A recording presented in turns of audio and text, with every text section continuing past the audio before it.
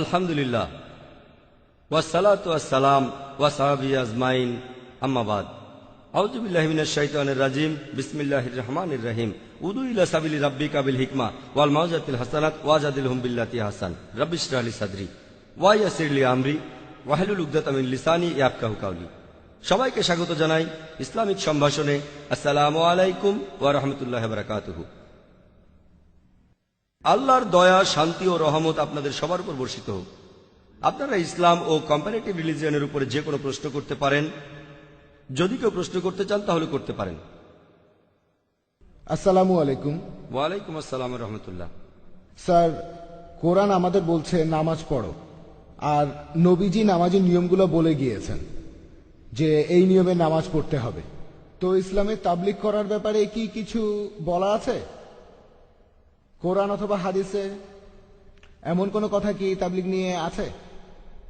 ভাই প্রশ্ন করলেন যে পবিত্র কোরআন আমাদের নামাজ পড়তে বলছে, আর হাদিসে আছে নবীজি সাল্লাল্লাহু আলাইহি ওয়াসাল্লাম বলেছেন কিভাবে নামাজ পড়তে হবে। আপনি প্রশ্ন করলেন এমন কোন কথা কি আছে যেখানে নবীজি বলেছেন তাবলীগ করতে হবে?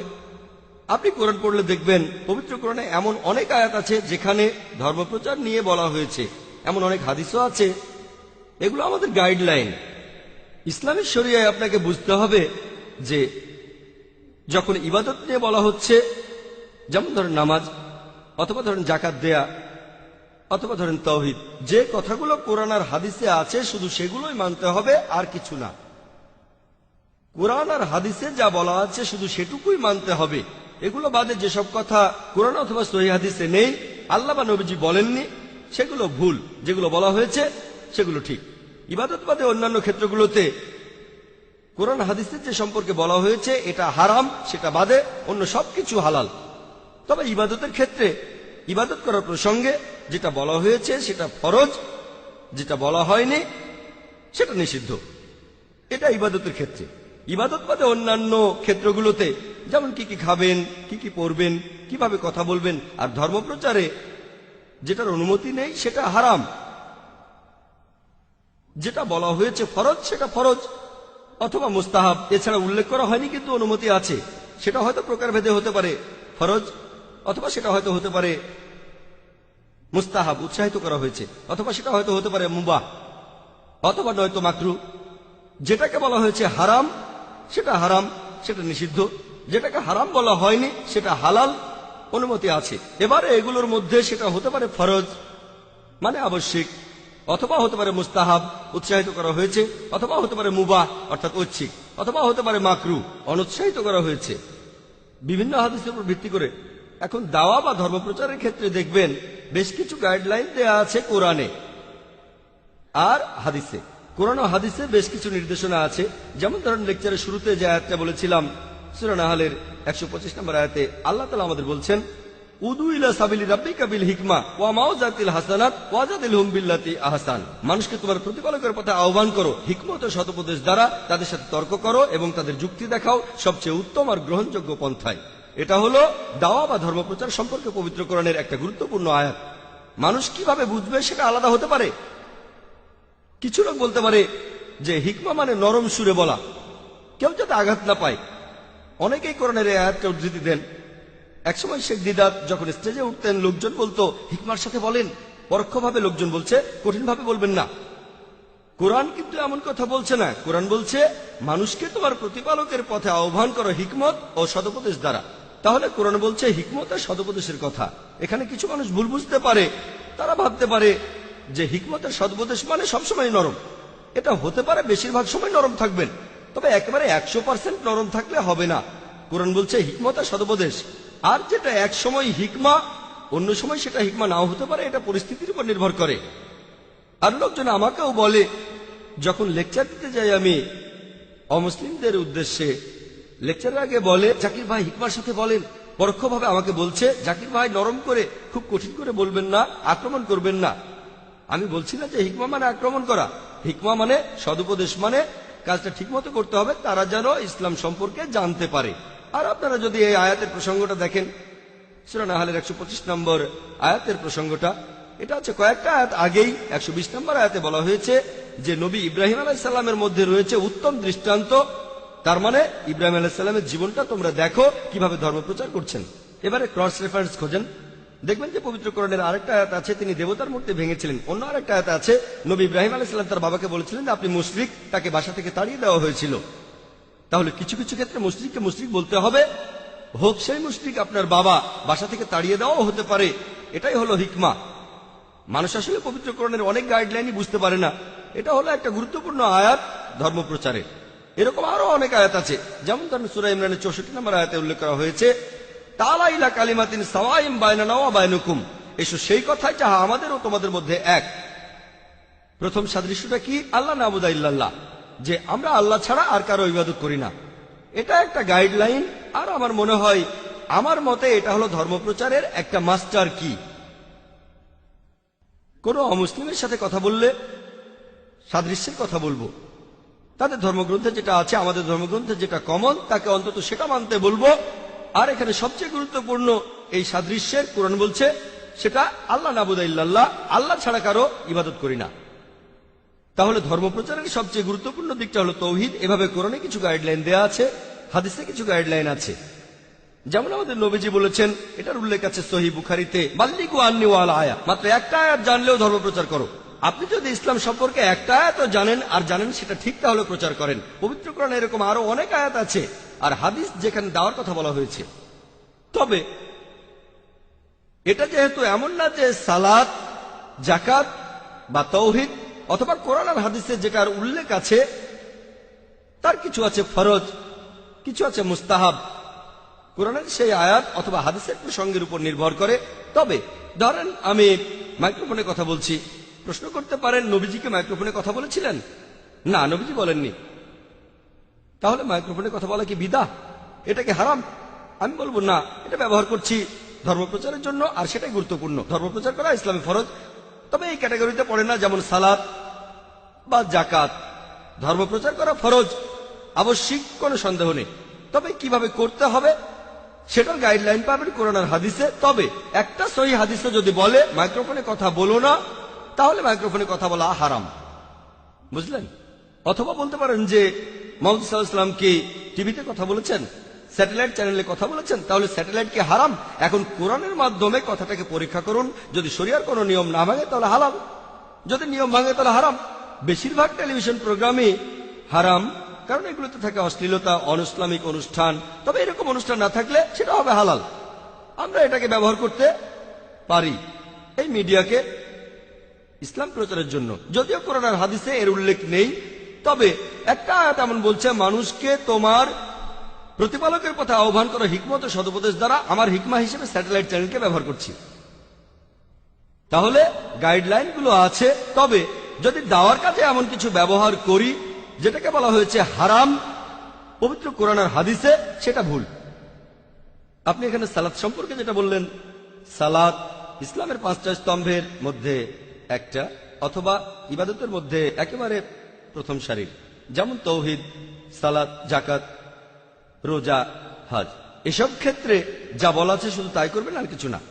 বলতে পারবেন না আমি এক পায়ে দাঁড়িয়ে নামাজ পড়বো, আমি এক পায়ের উপর দাঁড়িয়ে নামাজ পড়বো। এখন নবীজি কথা বলেননি যে এক পায়ে দাঁড়িয়ে নামাজ পড়াটা হারাম। কি পড়তে পারবে? না, পারবেন না, কারণ এটা ইসলামের 5টা স্তম্ভের একটা।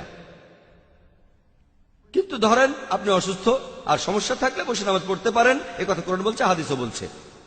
গাইডলাইনটা আছে, যেটার অনুমতি আছে সেটা হালাল। ধর্মপ্রচারের ক্ষেত্রেও একটা গাইডলাইন আছে, আলহামদুলিল্লাহ কোরআন এবং হাদিসে আছে। গাইডলাইনটা মেনে চলেন যেন শরিয়ার কোনো আইন না ভাঙেন। এটার উপরে সারাদিন ধরে লেকচার দেওয়া যায়। আশা করি উত্তরটা পেয়েছেন। কোনো বোন কি প্রশ্ন করবেন? স্যার, আমি জানতে চাচ্ছি যে পৃথিবীতে অনেক মানুষ ভুল কাজ করছে, মূর্তি পূজা করছে, নবী মুহাম্মদের বিরুদ্ধে বই লিখছে। আমার ভাবতে খুব অবাক লাগে, এতগুলো মানুষ দোজখে যাবে, এ ব্যাপারে আমরা কিছুই করতে পারবো না। বোন, আপনি প্রশ্ন করলেন যে আমরা পবিত্র কোরআনে দেখি, এছাড়াও সহিহ হাদিস সহ অন্যান্য বইগুলোতেও যে অনেকেই ভুল করছে, নবীজির বিরুদ্ধে লিখছে। তিনি অবাক হচ্ছেন এতগুলো মানুষ কিভাবে দোজখে যাবে। আমাদের এই জীবনটা হলো পরীক্ষা। আপনারা যদি ভালো করে দেখেন যে নিচু গ্রেডের পরীক্ষাগুলোতে বেশিরভাগ ছাত্র পাশ করে, তবে উপরের লেভেলে গেলে সেখানে পাশ করাটা কঠিন। এছাড়াও আপনারা দেখবেন যে একটা হাদিস বলছে যে নবীজি সাল্লাল্লাহু আলাইহি সাল্লাম বলেছেন দোজখে পুরুষের চেয়ে নারী বেশি থাকবে। লোকে প্রশ্ন করে তাহলে কি নারীরা বেশি পাপ করে? আমি বলি আল্লাহ মালুম।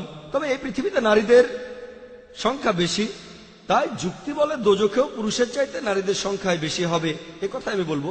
তবে প্রসঙ্গটা এখানে খুব গুরুত্বপূর্ণ। আর নবীজি বলেছেন দোজখে নারীর সংখ্যা বেশি।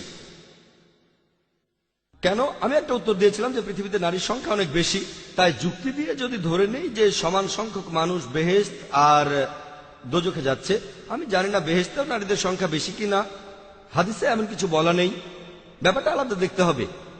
আর বোন, আপনি এখানে প্রশ্ন করলেন যে আপনি খুব অবাক হচ্ছেন, ভাবছেন এতগুলো মানুষ কিভাবে দোজখে যাবে।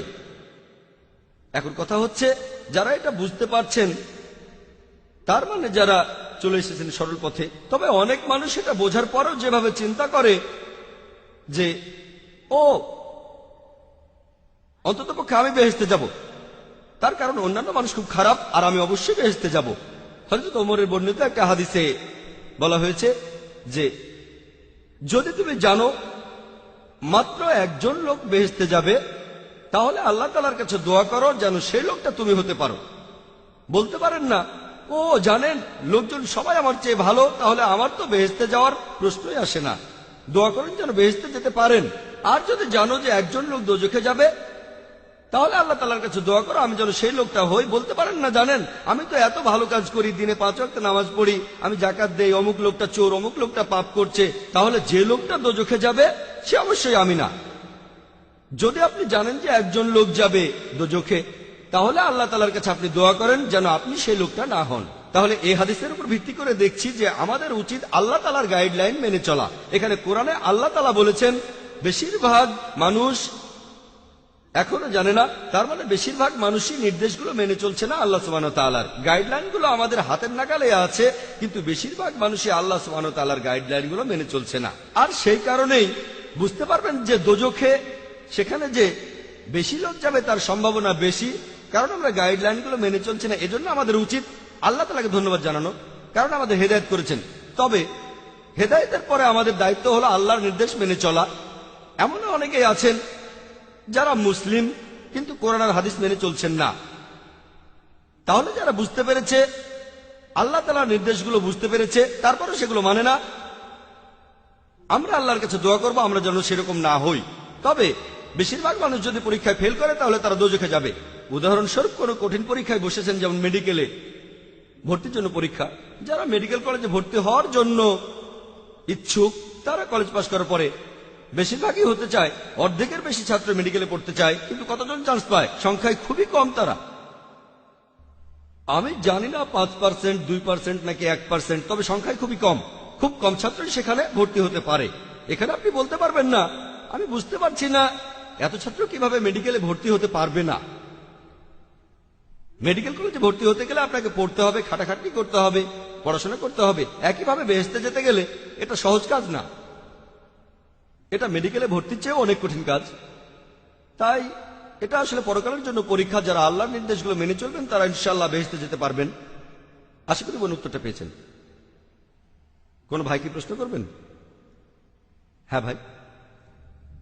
আসসালামু আলাইকুম। যারা গরিব তাদের জাকাত দিতে হবে, খুব ভালো কথা। তবে কিছু লোক আছে যারা বলে সৈয়দদের জাকাত দেয়া যাবে না, আপনি কি বলেন? ভাই প্রশ্ন করলেন যে জাকাত দেওয়ার কিছু নিয়ম কানুন আছে, এটা দেওয়া উচিত গরিব লোকদের। কোরআন পড়লে দেখবেন সূরা তাওবার 60 নম্বর আয়াতে উল্লেখ করা হয়েছে যাদের জাকাত দেওয়া যাবে এমন লোকের 8টা ক্যাটাগরি দেয়া আছে। ভাই প্রশ্ন করলেন যে তিনি শুনেছেন যে লোকজন বলে সৈয়দদের জাকাত দেওয়া যাবে না। দেখবেন যে আমাদের নবীজি সাল্লাল্লাহু আলাইহি সাল্লামের সময়ে তিনি বলেছেন যে নবীজির পরিবারের কোন সদস্যকে জাকাত দেয়া যাবে না। হাদিস এটা বলছে। কোন হাদিস এমন বলছে না যে সৈয়দদের জাকাত দেয়া যাবে না। একটা হাদিসে বলা হয়েছে যে নবীজির পরিবারের সদস্যদের কাউকে জাকাত দেয়া যাবে না। আর এটার কারণও ছিল আমাদের নবীজি চাননি যে লোকজন ভাবুক জাকাত এটা দিয়ে নবীজির পরিবারের লোকদের সাহায্য করা হবে। তাই এ ধরনের কোনো ভুল বোঝাবুঝি যেন না হয়, লোকজন যেন নবীজিকে ভুল না বুঝে, সেজন্যই এটা খুব স্পষ্ট করে বলা হয়েছে। আর আমিও একমত যে নবীজির পরিবারের সদস্যদের জাকাত দেয়া যাবে না। এখন কিছু লোক এমন দাবি করে যে তারা আমাদের নবীজির বংশধর। আমরা সবাই মোহাম্মদ সাল্লাল্লাহু আলাইহি ওয়াসাল্লামের উম্মত, তবে বংশধর মানে একেবারে সরাসরি রক্তের সম্পর্ক। যেমন ধরেন তার মেয়ে, মেয়ের ছেলে, এভাবে রক্তের সম্পর্ক। অনেকে এমনটা দাবি করে, এছাড়াও অনেকে এভাবে মনে করে কারণ আমি যদি সৈয়দ থাকে সে নবীজির বংশধর। কতটা সত্যি আল্লাহ মালুম, আমি জানি না যে সৈয়দ মানে এমনটা হবে। এমন অনেক লোককে চিনি যারা খান থেকে সৈয়দ হয়েছেন। ঠিক, অনেক অমুসলিমকে দেখেছি মুসলিম হয়ে নাম রেখেছে সৈয়দ। আমার মতে জাকাত দেয়া যাবে না যদি নবীজি সাল্লাল্লাহু আলাইহি সাল্লামের বংশধর হন, হাদিস এমনটা বলছে। তাদেরকে জাকাত দেয়া যাবে না, ইনাদের জাকাত দেয়া যাবে না। কিন্তু বর্তমান সময়ে যদি বংশ পরিচয় সম্পর্কে একেবারে নিশ্চিত না হন, এখন খুব কমই থাকার কথা, তবে শুধুমাত্র পদবি দেখে আমি এমন কোন হাদিসের কথা জানি না যে সৈয়দদের জাকাত দেয়া যাবে না। এমন হাদিসের কথা জানি যে নবীজির পরিবারের সদস্যদের জাকাত দেয়া যাবে না। সেই ক্যাটাগরিতে সৈয়দরা পড়ে কিনা আমি জানি না, এটা পরীক্ষা করে দেখতে হবে। তবে যদি আমার মতটা চান, অনেক বিশেষজ্ঞ এমন বলেছেন যে শুধুমাত্র পদবি দেখে যদি বংশ পরিচয় না জানেন, আর বর্তমানে এখনকার যে পরিস্থিতি 1400 বছর পার হয়ে গেছে, যদি আপনি একেবারে নিশ্চিত না হন যে এটা একেবারেই পরিষ্কার যে এই কথাটা এটা সহিহ হাদিস, একেবারে নিশ্চিত যে সৈয়দদের জাকাত দেওয়া যাবে না, তা না হলে এই ধরনের ক্ষেত্রে এখন যেটা করা যায়, যদি পদবি দেখেন সৈয়দ আর সম্ভাবনা যদি কম থাকে, আর সম্ভাবনা থাকলেও অনেক সময় পার হয়ে গেছে, অনেক বিশেষজ্ঞরা এখন বলেন শুধুমাত্র পদবি দেখে জাকাত দেওয়া যাবে না, এটা ঠিক না, জাকাত দিতে পারেন। তবে কিছু বিশেষজ্ঞ আবার বলেন যে সৈয়দ মানে নবীজির বংশধর, জাকাত দেওয়া যাবে না। আমি প্রথম দলের সঙ্গে একমত। 1 নম্বর পয়েন্ট, অনেকগুলো জেনারেশন চলে গেছে, তাই এটার গুরুত্ব কম।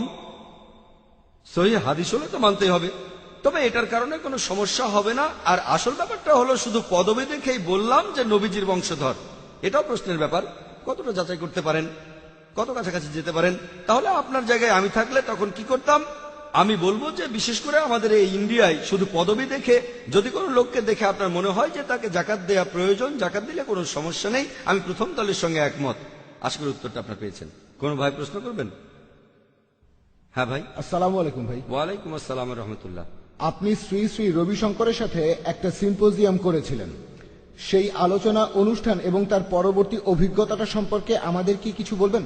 ভাই প্রশ্ন করলেন যে কয়েক মাস আগে আমি শ্রী শ্রী রবিশঙ্করের সঙ্গে একটা সিম্পোজিয়াম করেছিলাম, আপনি এই অনুষ্ঠানটার পরের অভিজ্ঞতাটা জানতে চাচ্ছেন। সেই সিম্পোজিয়ামে ঠিক পরের দিনই আবার আলোচনা হয়েছিল, এখানে এই অডিটোরিয়ামে হয়েছিল। আগের আলোচনার টপিকের ধারাবাহিকতায় concept of God in Hinduism and Islam, Sri Sri Ravi Shankar আর আমার মধ্যে আলোচনার দ্বিতীয় পর্ব এই অডিটোরিয়ামে। কারণ আগের আলোচনায় খেয়াল রেখেছিলাম যাতে কারো অনুভূতিতে আঘাত না লাগে, যেটা চেষ্টা করেছিলাম প্রচার করতে ইসলাম, সেটা করেছি। তবে পরের পর্বটা একটু খোলামেলা ছিল। আগে কথাগুলো আমি বলিনি কারণ লোকজন তাতে আঘাত পেতে পারে, তবে প্রধান উদ্দেশ্য ছিল ইসলাম প্রচার করা। সেই আলোচনায় আমি বলেছি অনেক কথাই ওনার বইতে আছে যেগুলো ইসলামের বিরুদ্ধে। অনেক কিছু হয়তো টপিকের বাইরে, কিছু পয়েন্ট ছিল যেগুলো টপিকের ভেতরে, এছাড়াও কিছু পয়েন্ট ছিল যেগুলো আমাদের টপিকের বাইরে। এই পর্বটা আসলে করা হয়েছিল যেন মানুষ জানুক, পৃথিবী জানুক যে উনার লেখা বই the common thread between Hinduism and ইসলাম, সেখানে অনেক ভুল আছে। সত্যি বলতে সংশোধন করতে গেলে বইয়ের পাতাই থাকে না, সেখানে কয়েকশো ভুল আছে। এটাই পরিষ্কার করেছি যে তিনি কিছু ভুল করেছেন, তিনি এমন অনেক কথাই বলেছেন যেগুলো ঠিক না।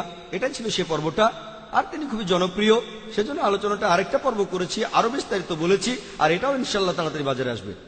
আশা করি উত্তরটা পেয়েছেন।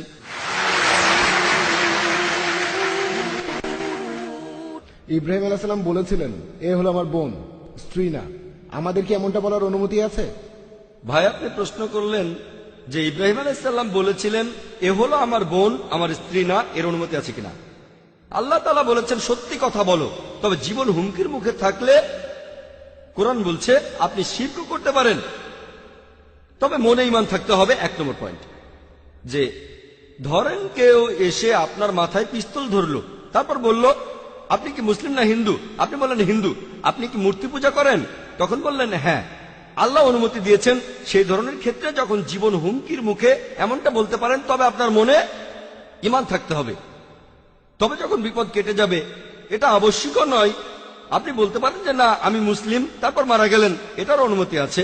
তবে এই অনুমতিটাও আছে জীবনের উপর হুমকি থাকলে মিথ্যে কথা বলতে পারেন সেই পরিস্থিতিতে জীবন বাঁচানোর জন্য, তবে আপনার মনে ঈমান থাকবে। শরীয়তের 1 নম্বর পয়েন্ট। এখন ইব্রাহিম আলাইসাল্লামের প্রসঙ্গটা নিয়ে বলি। তিনি বলেছিলেন যে এ আমার বোন, এরকম কিছু ব্যাপার যদি ভালো করে দেখেন, কিছু হাদিস আছে যে একবার কিছু লোক প্রশ্ন করেছিল এক সাহাবীকে। সাহাবীগণ মাশাআল্লাহ সত্যবাদী ছিলেন। তারা এমন কিছু বলেন যে উত্তরটা সঠিক, কিন্তু হয়তো তারা পুরোপুরি সত্যটা বলেননি। যেমন ধরেন, একবার শত্রুপক্ষের কিছু লোক এক সাহাবীকে খুঁজে বেড়াচ্ছিল। তাদের মধ্যে একজনও এই সাহাবীকে চিনত না। আমি সেই সাহাবীর নামটা ভুলে গেছি। তাকে প্রশ্ন করলো, এই লোকটাকে দেখেছো? তখন তিনি এক পায়ে গিয়ে বললেন, তাকে তো এখানে দাঁড়িয়ে থাকতে দেখলাম। তার মানে উনি বলছেন যে লোকটা আমি। সত্যি কথাই বলেছেন, মিথ্যা বলেননি। ঠিক জীবন হুমকির মুখে তিনি মিথ্যা বলতে পারতেন এই লোকটা আমি, অথবা আমি জানি না কোথায়, কারণ জীবন হুমকির মুখে। ইসলাম অনুমতি দিয়েছে। তিনি বলেছিলেন এখানে তো দাঁড়িয়েছিল। তিনি মিথ্যে কথা বলেননি, সত্যি কথা বলেছিলেন। এভাবে দেখলে, যেমন ধরেন আমি বললাম যে কোন বোন প্রশ্ন করবেন, তখন আমার স্ত্রী মহিলাদের মধ্য থেকে প্রশ্ন করলো, তো সে আমার স্ত্রী। আবার ইসলামিক জাতীয়তা বোন, যদি দেখি একটা উম্মা হিসেবে, তবে সে আমার স্ত্রী। সম্পর্কে সে আমার স্ত্রী, তবে এটা সামগ্রিকভাবে বলা। এখানে কেউ হয়তো বলবে আসসালামু আলাইকুম ভাই ও বোনেরা একজন বাদে, লোকজন হাসবে। তাই যে প্রিয় ভাই ও বোনেরা একজন বাদে, এখানে আমি হলে এভাবে বলবো না যে একজন বাদে। আমার স্ত্রী হয়তো মহিলাদের আসনে বসে আছে, সেখানে একজন বাদে বলার প্রয়োজন নেই, সবাই বুঝে নেবে। তাই যখন বললাম কোন বোন কি প্রশ্ন করবেন, ইসলামিক জাতীয়তায় বোনের কথা বলছি, এটা কোনো রক্তের সম্পর্কের বোন না। ঠিক একইভাবে আমি জানি না ইব্রাহিম আলাইহিস সালাম কেন বলেছিলেন। আর সত্যি কথা বলতে, কোরআন পরিষ্কারভাবে বলছে ইব্রাহিম আলাইহিস সালাম ছিলেন সত্যবাদী নবী। অন্য নবীরা সত্যবাদী ছিলেন না এমন না। এখানে ইব্রাহিম আলাইহিস সালামের বিরুদ্ধে অভিযোগ, তিনি মিথ্যা বলেছিলেন। আমি এর উত্তরে বলবো যে এটা ইসলামিক জাতীয়তার বোন, কারণ পবিত্র কোরআনে সূরা তাওবার ৭১ নম্বর আয়াতে উল্লেখ করা হয়েছে, আল্লাহ বলেছেন ওয়াল মুমিনুনা ওয়াল মুমিনাত বাযুহুম আউলিয়া বায, যে মুমিন নর ও নারী তারা একে অন্যের সাহায্যকারী ও সমর্থক। তার মানে তারা একে অন্যের ভাই বা বোন। এভাবে দেখলে এখন ইব্রাহিম আলাইহিস সালাম কোন প্রসঙ্গে বলেছিলেন, এখন কোরআনে কথা বলছে নবী ইব্রাহিম সত্যবাদী নবী, আমি সেটা মানি। হয়তো বুদ্ধি করে এটা বলেছিলেন, তিনি চেষ্টা করেছিলেন যে কোনো মিথ্যে বলবেন না, তারপর বিপদ থেকে বের হয়ে আসতে পারবেন। আশা করি উত্তরটা পেয়েছেন। আসসালামু আলাইকুম। ওয়ালাইকুম আসসালাম রহমতুল্লাহ। কোনো কাজে নিয়ত খুব গুরুত্বপূর্ণ, তবে কোনো ভালো কাজ করার সময় মাথায় অনেক চিন্তা আসতে পারে। তাহলে একজনের নিয়তকে বিচার করবেন কিভাবে, আর নিয়তকে বিশুদ্ধ করা যায় কিভাবে? বোন প্রশ্ন করলেন যে যখন আমরা কোনো ভালো কাজ করি, আমাদের একটা নিয়ত থাকে, আর সে সময় মাথায় অনেক চিন্তা আসে, কখনো কখনো হয়তো শয়তান কুমন্ত্রণা দেয়। বিচার করব কিভাবে যে নিয়তটা ভালো অথবা খারাপ, বা সেই কাজটা ভালো অথবা খারাপ। এখন কাজের কথা যদি বলতে হয়, কোরআন ও হাদিসে গাইডলাইন দেয়া আছে কিভাবে কাজগুলো করতে হবে, সেটা ভালো না খারাপ। এখন এটার পাশাপাশি মাথায় অন্য ধরনের কিছু চিন্তা আসতে পারে। যেমন ধরেন একজন লোক ধর্ম প্রচার করছে, আর আলহামদুলিল্লাহ তিনি সফল, আর হাজার হাজার লোক তার লেকচার শোনে। তার মনে প্রশ্ন আসতে পারে, ধর্ম প্রচার করছেন কি খ্যাতির জন্য, নাকি এটা করছেন আল্লাহর জন্য? একজন দায়ীর মনে এই প্রশ্নটা আসতে পারে। আর অনেক সময় সিদ্ধান্ত নিতে হয় তাদের কাজগুলো দেখে। আমাদের নবীজির প্রথম যে হাদিসটা আছে সহিহ বুখারীতে, ইন্নামাল আমালু বিন্নিয়াত, অর্থাৎ নিয়ত গুরুত্বপূর্ণ। কাজের বিচার করা হয় নিয়ত দিয়ে। নিয়তটা গুরুত্বপূর্ণ, আর নিয়ত খুবই গুরুত্বপূর্ণ। তবে এখানে যদি হয় নিয়ত আছে কাজ নেই, এতে হবে না। নিয়তটা এখানে আসল জিনিস, এটা দিয়েই কাজ করছেন। আর এটার সঙ্গে লোকে বলে আমের সঙ্গে আটিও পাবেন, আম কিনলে সঙ্গে আটিটাও পাবেন, আটি ছাড়া আম কিনতে পারবেন না। তাহলে এরকম অনেক ব্যাপার আছে। যেমন ধরেন মোহাম্মদ সাল্লাল্লাহু আলাইহি সাল্লাম, তিনি হলেন সবচেয়ে সফল মানুষ এই পৃথিবীতে, সবচেয়ে সফল মুসলিম, সবচেয়ে সফল নবী, আলহামদুলিল্লাহ। এছাড়াও তিনি হলেন এই পৃথিবীর সবচেয়ে প্রভাবশালী মানুষ, পৃথিবীর সবচাইতে বিখ্যাত মানুষ। লোকজন তার নামে অভিযোগ করে যে নবীজি মুহাম্মদ সাল্লাল্লাহু আলাইহি ওয়াসাল্লাম নাউজুবিল্লাহ এগুলো করেছিলেন খ্যাতির জন্য। অনেকেই অভিযোগ করে। আমার লেকচারে বলেছিলাম is the Quran God's word. আমি পশ্চিমাদের দেয়া বিভিন্ন অভিযোগের কথা বলেছি, সন্দেহবাদীদের কথা বলেছি। তবে লোকজন এখানে অন্য আর অভিযোগ করেছে। নবীজিকে নিয়ে অনেকে হয়তো বলে তিনি করেছিলেন টাকার জন্য, সম্পদের জন্য করেছিলেন, এরকম আরো অনেক কিছু। এবার নবীজির জীবনটা একটু ভালো করে দেখেন। যে মক্কা শহরের মুশরিকরা তাকে রাজা বানাতে চেয়েছিল। একবার নবীজি যখন ধর্ম প্রচার করতে গেলেন, কুরাইশ আর অন্যান্য গোত্রের সব নেতারা তখন নবীজিকে বলল, তোমার ধর্মটা তুমি বাদ দাও, আমরা তোমাকে রাজা বানাবো, এই পৃথিবীর সব সম্পদ দিয়ে দেব। নবীজি বললেন, যদি সূর্যকে আমার ডান হাতে রাখো আর চাঁদকে আমার বাম হাতে, তারপরও আমি আল্লাহর ধর্মকে ত্যাগ করব না। এতেই প্রমাণিত হয় যে নবীজি এই কাজগুলো অর্থ সম্পদের জন্য করেননি। একইভাবে পুরো জীবনটাকে দেখেন, ভালো কাজের সময় যদি মাথায় কোনো চিন্তা আসে, সেটাকে পরীক্ষা করতে হবে, এটাই কি সেটা নাকি অন্য কিছু। হয়তো সে চিন্তাটা ঠিক, হয়তো অনিচ্ছাকৃতভাবে আপনি এই কাজটা করছেন খ্যাতির জন্য, সেটা ঠিক না। আর মানুষ ভুল করতে পারে, কোনো মানুষই বলবে না সে পারফেক্ট। তাহলে এখানে দেখতে হবে যে আপনার কাজ সেটা যেন আল্লাহ তাআলা এবং তার রাসূলের জন্য হয়। আপনি যে কাজই করেন, ধর্মপ্রচার বা অন্য কোনো ভালো কাজ ইত্যাদি, দুটো দিকই চিন্তা করতে হবে। আর তখনই বুঝতে পারবেন যে এটা টাকার জন্য কি। আচ্ছা, পরীক্ষা করে দেখলাম তিনি টাকার জন্য করছেন না, তাহলে কি খ্যাতির জন্য? আর এভাবে আমরা নিজেদের কাছে একেবারে পরিষ্কার থাকব। অন্যরা যা বলে বিশ্বাস করেন, সেটা নিয়ে ভাববেন না। কারণ আপনারা হয়তো জানেন, পৃথিবীতে যে মানুষটার বিরুদ্ধে সবচেয়ে বেশি বই লেখা হয়েছে তিনি মুহাম্মদ সাল্লাল্লাহু আলাইহি ওয়াসাল্লাম। তাই যদি বলেন যে মানুষটার বিরুদ্ধে সবাই কথা বলে, সেই লোকটা সম্ভাবনা বেশি যে সে খারাপ, তাহলে নবীজি সাল্লাল্লাহু আলাইহি ওয়াসাল্লাম নাউজুবিল্লাহ, তার বিরুদ্ধে সবচেয়ে বেশি বই লেখা হয়েছে, তার মানে এই না নাউজুবিল্লাহ তিনি খারাপ। নিঃস্বার্থভাবে তিনি কাজ করে গেছেন, তিনি সর্বশ্রেষ্ঠ নবী। তারা যখন আমাদের নবীকে ছাড়ছে না, তাহলে আপনি আমি কে? তাই অন্যদের কথা নিয়ে মাথা ঘামাবো না, বরং আমরাই বিচার করব কোরআন ও হাদিসের উপর নির্ভর করে। এটা সবসময় বলি। তবে এর পাশাপাশি এমন লোকও পাবেন যারা ইসলামকে ব্যবহার করছে খ্যাতির জন্য, অর্থ সম্পদের জন্য। এমন অনেক লোকই আছে, তারা ইসলামের লেভেলটা লাগায়, এটা করে টাকার জন্য। ইসলামের লেভেলটা লাগিয়ে তারা নিজেদের স্বার্থ উদ্ধার করে। তাহলে একজন মুসলিম হিসেবে ব্যাপারটা আমাদের বিচার করতে হবে। আর বিচার করতে গেলে মানুষ কি বলছে সেটা শুনবেন না, দেখবেন কোরআন এবং হাদিস। আর সেজন্যই দায়ীদের মধ্যে আমরা যখন কোনো মিটিং এর ব্যবস্থা করি, আমি সবসময় বলি কোরআন হাদিসকে ভিত্তি করে বলেন। আর লোকে যা বলে, হ্যাঁ তারা যা বলে সেটা শোনেন, কালা হয়ে বসে থাকবেন না। তবে দেখেন সে কথাগুলো কেমন। মানুষ অনেক অভিযোগ করতে পারে, মানুষের সেই অভিযোগ ঠিকও হতে পারে, ভুলও হতে পারে। তবে আমি একজন দায়ী হিসেবে আপনাকে বলবো, কোরআন এবং হাদিস মেনে চলার চেষ্টা করুন। মাথায় খারাপ চিন্তা আসবেই, এটা করে শয়তান। পবিত্র কোরআনের সূরা নাসের 1 থেকে 4 নম্বর আয়াতে উল্লেখ করা হয়েছে, শয়তান কুমন্ত্রণা দিতে পারে, অথবা আপনার মনে ভালো চিন্তা আসতে পারে, অথবা এতে আপনার জন্য উপকারও হতে পারে। যেমন ধরুন, সকালে নামাজের সময় ঘুম থেকে উঠি, আসসালাতু খায়রুম মিনান নাওম, আজানে এটা বলা হয় নামাজ পড়া ঘুমের চাইতে উত্তম। শয়তান বলবে সবেমাত্র তো সময় হলো, 1 ঘন্টা আছে, 1 ঘন্টা হাতে সময় আছে, আরো 15 মিনিট ঘুমিয়ে নাও। আবার হয়তো উঠতে যাচ্ছেন, এখনো 45 মিনিট বাকি আছে, নামাজ পড়ো। বলছি না যে নামাজ পড়ো না, তবে আর 15 মিনিট ঘুমিয়ে নাও, 45 মিনিট বাকি আছে। এটা তো অনেক সময়। তারপর আধ ঘন্টা 10 মিনিট সময় চলে গেল, আপনি দেখলেন সময় শেষ। তাহলে মাথায় খারাপ চিন্তাগুলো আসতে পারে, খারাপ কাজ। আমাদের নবীজি বলেছেন যত তাড়াতাড়ি সম্ভব নামাজ পড়ো। যদি আপনারা এই হাদিসটা জানেন, হাদিসটা বলছে যত তাড়াতাড়ি সম্ভব, তাহলে আপনি ভুল করা থেকে বেঁচে যাবেন। শুধু এশার নামাজটা বাদে তখন জেগে থাকেন। তাহলে বুঝতে পারছেন, এমনটা প্রায় হয়। হয়তো আপনি অফিসে আছেন, তখন নামাজের সময় হলো। আমাদের প্রত্যেকের ক্ষেত্রে এটা হয়, হোক সেটা আপনি বা আমি। হয়তো দরকারি কোনো কাজ করছেন, যখনই নামাজের সময় হবে নামাজ পড়া উচিত, যত তাড়াতাড়ি সম্ভব। তবে কোন কোন ক্ষেত্রে দেরি করতে পারেন, নবীজি অনুমতি দিয়েছেন, এটা হারাম না দেরি করাটা। তবে সময় মতো নামাজ পড়াটা মুস্তাহাব। কোরআন হাদিস থেকে আমরা এই গাইডলাইনগুলো পাই। আর যদি আপনার নিয়ত আর কাজগুলোতে কোরআন এবং হাদিস মেনে চলেন, তাহলে বুঝতে পারবেন আপনার অবস্থানটা কোথায়। আশা করি উত্তরটা পেয়েছেন। বোন, কোনো ভাই প্রশ্ন করবেন? হ্যাঁ করেন। আসসালামু আলাইকুম। ওয়ালাইকুম আসসালাম রহমতুল্লাহ। আমার প্রশ্নটা হলো, আল্লাহকে কে সৃষ্টি করেছেন যার শুরু নেই শেষও নেই? ভাই, আপনি প্রশ্ন করলেন যে আল্লাহ তাআলাকে কে সৃষ্টি করেছে। সাধারণত আমি এই প্রশ্নটার উত্তর দেই আরেকটা প্রশ্নের মাধ্যমে।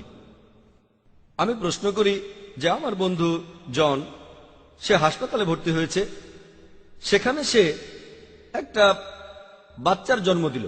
বাচ্চাটা ছেলে না মেয়ে? আমার বন্ধু জন, সে হাসপাতালে ভর্তি হয়েছে, সে একটা বাচ্চা জন্ম দিয়েছে, বাচ্চাটা ছেলে না মেয়ে বলতে পারবেন? বলতে পারবেন বাচ্চাটা ছেলে না মেয়ে? কেউ পারবেন বাচ্চাটা ছেলে না মেয়ে বলতে? এখানে ঘটনাটা হলো, ভাই জন একজন পুরুষ, সে কিভাবে বাচ্চার জন্ম দেবে? যেহেতু সে বাচ্চার জন্ম দিতে পারবে না, তাই বাচ্চাটা ছেলে না মেয়ে এই প্রশ্নটা সেখানে আসবেই না। একইভাবে আল্লাহ সুবহানাহু ওয়া তাআলার সংজ্ঞা হচ্ছে সত্যিকারের ঈশ্বরের, সেটা তিনি সৃষ্টি হননি, তিনি কারো সন্তান নন, তিনি জন্মাননি। যখনই প্রশ্ন করেছেন আল্লাহকে কে বানিয়েছে, আল্লাহ সুবহানাহু ওয়া তাআলার সংজ্ঞা হলো সত্যিকারের ঈশ্বরের সংজ্ঞা, তিনি সৃষ্টি হননি। তাহলে আমি যদি বলি XYZ হলো বানানো ঈশ্বর, সে সত্যিকারের ঈশ্বর না। এমন কোন ঈশ্বরের কথা যদি জানেন যার একজন স্রষ্টা আছে, সে ঈশ্বর নয়। কেউ বলল যে অমুক ঈশ্বরকে সৃষ্টি করেছে এক্স অথবা অন্য কেউ, এই ঈশ্বর সত্যিকারের ঈশ্বর নয়, কারণ ঈশ্বর সৃষ্টি হননি, সে মিথ্যা ঈশ্বর। সেজন্য আমরা শাহাদায় বলি লা ইলাহা ইল্লাল্লাহ, কোন ঈশ্বর নেই শুধু আল্লাহ ব্যতীত ইল্লাল্লাহ। তাহলে বুঝতে পারছেন যে আল্লাহ সুবহানাহু ওয়া তাআলার একটা সংজ্ঞা হলো তার কোনো শুরু নেই, শেষ নেই, তিনি সৃষ্টি হননি। তাহলে আল্লাহ সুবহানাহু ওয়া তাআলাকে কেউ সৃষ্টি করেনি, তিনি হলেন একা। আর বিশ্বজগতে কখনো সৃষ্টি হননি এমনটা হলেন আল্লাহ সুবহানাহু ওয়া তাআলা। অন্য সবকিছু তিনি সৃষ্টি করেছেন প্রত্যক্ষ বা পরোক্ষভাবে, ঠিক? তাহলে বুঝতে পারছেন যে আল্লাহ সুবহানাহু ওয়া তাআলা তার একটা বৈশিষ্ট্য হলো সৃষ্টিকর্তা। এছাড়াও আল্লাহ তাআলার আরো অনেক বৈশিষ্ট্য আছে। একটা বৈশিষ্ট্য, তিনি সৃষ্টিকর্তা, সবচেয়ে বড় সৃষ্টিকর্তা। আর তিনি সৃষ্টি হননি, তিনি সবকিছু স্রষ্টা, সবকিছু তার উপর নির্ভর করে, তবে তিনি কোনো কিছুর উপর নির্ভর করেন না। আশা করি উত্তরটা পেয়েছেন। বিস্তারিত ভাই প্রশ্ন করলেন যে আমার কোন ক্যাসেটে বিস্তারিত আছে। আমার লেকচার দেখেন, is the Quran God's word. আমার লেকচার, তারপরে প্রশ্নোত্তর পর্ব সব মিলিয়ে আনুমানিক 3.5 ঘন্টা। সেখানে এই সম্পর্কে বিস্তারিত জানতে পারবেন। এই প্রশ্নটাও সেখানে করা হয়েছিল, উত্তরটা আরো বিস্তারিত পাবেন সেখানে। আশা করি উত্তরটা পেয়েছেন। কোন বোন কি প্রশ্ন করবেন? আসসালামু আলাইকুম ভাই। ওয়ালাইকুম আসসালাম ওয়া রাহমাতুল্লাহি ওয়া বারাকাতুহু। খ্রিস্টান ধর্মে ইয়াহুয়ার ধারণাটা আসলে কি, আর তারা পবিত্র আত্মাকে বিশ্বাস করে কেন? আর আমি আপনার হায়দ্রাবাদ ট্রিপ সম্পর্কে কিছু জানতে চাই, একটু খুলে বলবেন কি? বোন, আপনি দুটো প্রশ্ন করলেন। আপনি জানতে চাচ্ছেন যে খ্রিস্টানরা কেন ঈশ্বরকে ইয়াহু বলে ডাকে, এর অর্থটা কি। এছাড়াও আপনি আমার হায়দ্রাবাদ ট্রিপ সম্পর্কে জানতে চাইলেন। প্রথম প্রশ্নের উত্তরে বলি, খ্রিস্টান ধর্মে ইয়াহর ধারণাটা আসলে কি। যদি আপনি পড়েন পবিত্র বাইবেল, ওল্ড টেস্টামেন্টে আছে, সেখানে ঈশ্বরের একটা নাম হলো YHWH। এটা একটা হিব্রু শব্দ। হিব্রুতে সাধারণত ভাওয়েলগুলো লেখা হয় না। যদি ভাওয়েলগুলো বসান YHWH এর সাথে, এটা হবে ইয়াহওয়া। সাধারণত তারা আগে একটা জে লাগায়, যেমন ইনুস হয়ে যায় জোনা আলাইসাল্লাম। ওয়াই এর আগে একটা জে লাগায়, তাহলে ইয়াহো হয়ে যায় জেহোয়া। তাহলে ঈশ্বরের নামগুলোর একটা, তারা বলে জেহোয়া বা জেহোভা। আর খ্রিস্টান ধর্মে একটা দল আছে যাদের বলা হয় জেহোভাস উইটনেস বা জেহোবার সাক্ষী। তাহলে এটা হলো ঈশ্বরের একটা নাম YHWH। এটা আছে ওল্ড টেস্টামেন্টে, সেখানে দেখবেন যে ঈশ্বরকে বলা হয়েছে ইয়াহোয়া, বাইবেলে আছে, এটা ঈশ্বরের একটা নাম। আর উচ্চারণ করার সময় তারা সামনে একটা জে লাগায়, আর এটা হয়ে যায় জেহোয়া। এই হলো শব্দটার অর্থ। খ্রিস্টানদের একটা দলের নাম জেহোভাস উইটনেস, মানে মহান ঈশ্বরের সাক্ষী। এই হলো শব্দটার অর্থ। এটা একটা বৈশিষ্ট্য, এটা মহান ঈশ্বরের অনেকগুলো নামের মধ্যে একটা আছে বাইবেলের ওল্ড টেস্টামেন্টে। আপনার দ্বিতীয় প্রশ্নের উত্তরে বলি যে হায়দ্রাবাদে আমার ট্রিপগুলো কেমন ছিল। আর আলহামদুলিল্লাহ সুম্মা আলহামদুলিল্লাহ, আল্লাহর রহমতে আর আল্লাহর দয়ায় যে মাশাআল্লাহ আমার সেই ট্রিপগুলো, এখন আমার সেই ট্রিপগুলো আগের চাইতে অনেক সফল হচ্ছে, উন্নতি হচ্ছে আলহামদুলিল্লাহ। প্রত্যেকটা ট্রিপ আগের চাইতে সফল হচ্ছে আলহামদুলিল্লাহ। আর হায়দ্রাবাদের ট্রিপটাও খুব সফল হয়েছে। সফল হয়েছি অনেক ক্ষেত্রে। প্রথমে দাওয়ার ক্ষেত্রে আলহামদুলিল্লাহ আমার লেকচারের ব্যবস্থা করা হয়েছিল একটা অমুসলিম জায়গায়, NTR স্টেডিয়ামে। সাধারণত এই স্টেডিয়ামে অনুমতি দেওয়া হয় না, তারপরও হাইকোর্ট থেকে অনুমতি পাওয়া গিয়েছিল। সেখানে মাঠটা খুবই বিশাল, স্টেডিয়ামের মাঠটা অনেক বড় ছিল, সব মিলিয়ে 10 একরের বেশি জায়গা। আর সেখানে অমুসলিমদের সংখ্যা বেশি। আর আলহামদুলিল্লাহ আলহামদুলিল্লাহ, যদিও অমুসলিম জায়গা মাশাআল্লাহ, সেই লেকচার শুনতে হাজার হাজার মানুষ এসেছিল মাশাআল্লাহ। তখন আমরা খেয়াল রেখেছিলাম, আর এখন লেকচারের পরে এটাই করি যে প্রশ্ন করার সুযোগটা প্রথমে অমুসলিমদের দেই, আর তারপরে যদি সময় থাকে তাহলে মুসলিমদের প্রশ্ন করার সুযোগ দিয়ে থাকি উন্মুক্ত প্রশ্নোত্তর পর্বে। আর আলহামদুলিল্লাহ সেই 2 দিনে অনেক অমুসলিম ভাই প্রশ্ন করেছিল। আমাদের অনুষ্ঠানটাও 2 দিনই শেষ হয়েছে রাত 10টার পরিবর্তে 10:30টায়। যদি আমরা এরপরেও অনুষ্ঠান চালিয়ে যেতাম মাঝরাত পর্যন্ত, 2-3টা পর্যন্ত, তাহলে আমার মনে হয় তখনও অমুসলিমদের প্রশ্নগুলো শেষ হতো না। অনেক লোক এসেছিল মাশাআল্লাহ, সবাই সচেতন মাশাআল্লাহ। এভাবে লেকচারের মাধ্যমে ইসলাম প্রচার এটাও বাড়ছে, স্যাটেলাইট চ্যানেলের কারণে এটা বাড়ছে। আর এটা জেনে আপনাদের ভালো লাগবে যে অমুসলিম যারা সেখানে এসেছিলেন তারা টিভিতে অনুষ্ঠানগুলো দেখেছিলেন, নইলে প্রশ্ন করবেন কেন?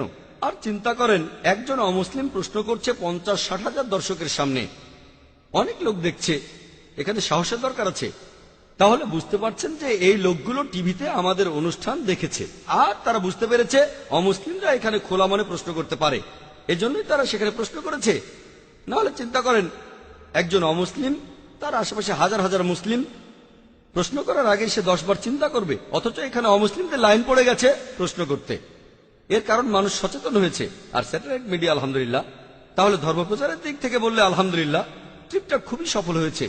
আর দাওয়ার প্রসঙ্গে যদি বলেন, অথবা প্রসঙ্গটা যদি হয় ইসলাম, মাশাআল্লাহ একটা ব্যাপার ভালো হয়েছে যে যদি আমরা দেখি যে ইসলামে অনেক দল আছে, যেটা উচিত না, অনেক গ্রুপ আছে, অর্গানাইজেশনও আছে, তবে ইসলামের সঙ্গে থাকতে বলেছে।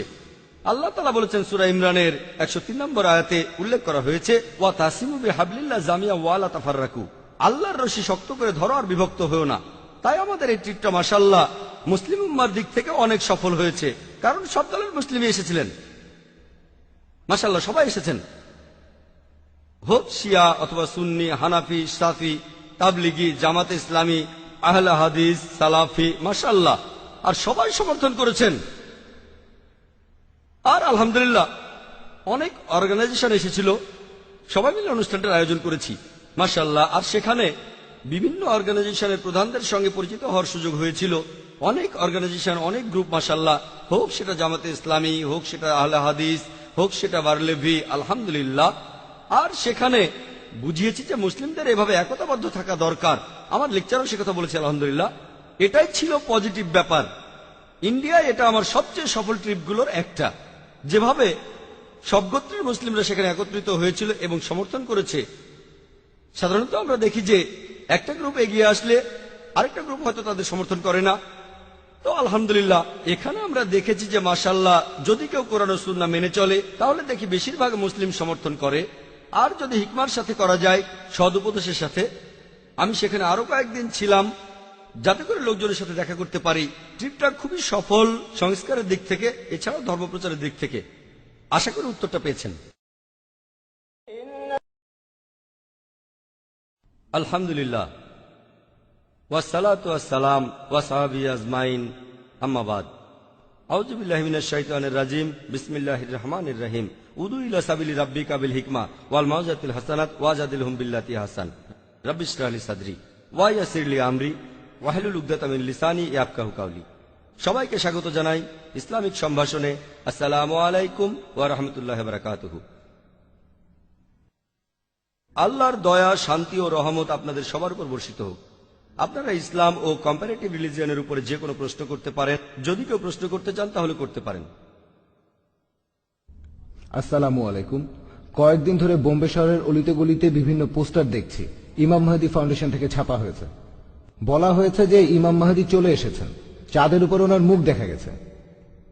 ওনার মুখ চাঁদের উপর দেখা গেছে। পোস্টারগুলো হিন্দি, ইংলিশ আর উর্দুতে ছাপা হয়েছে।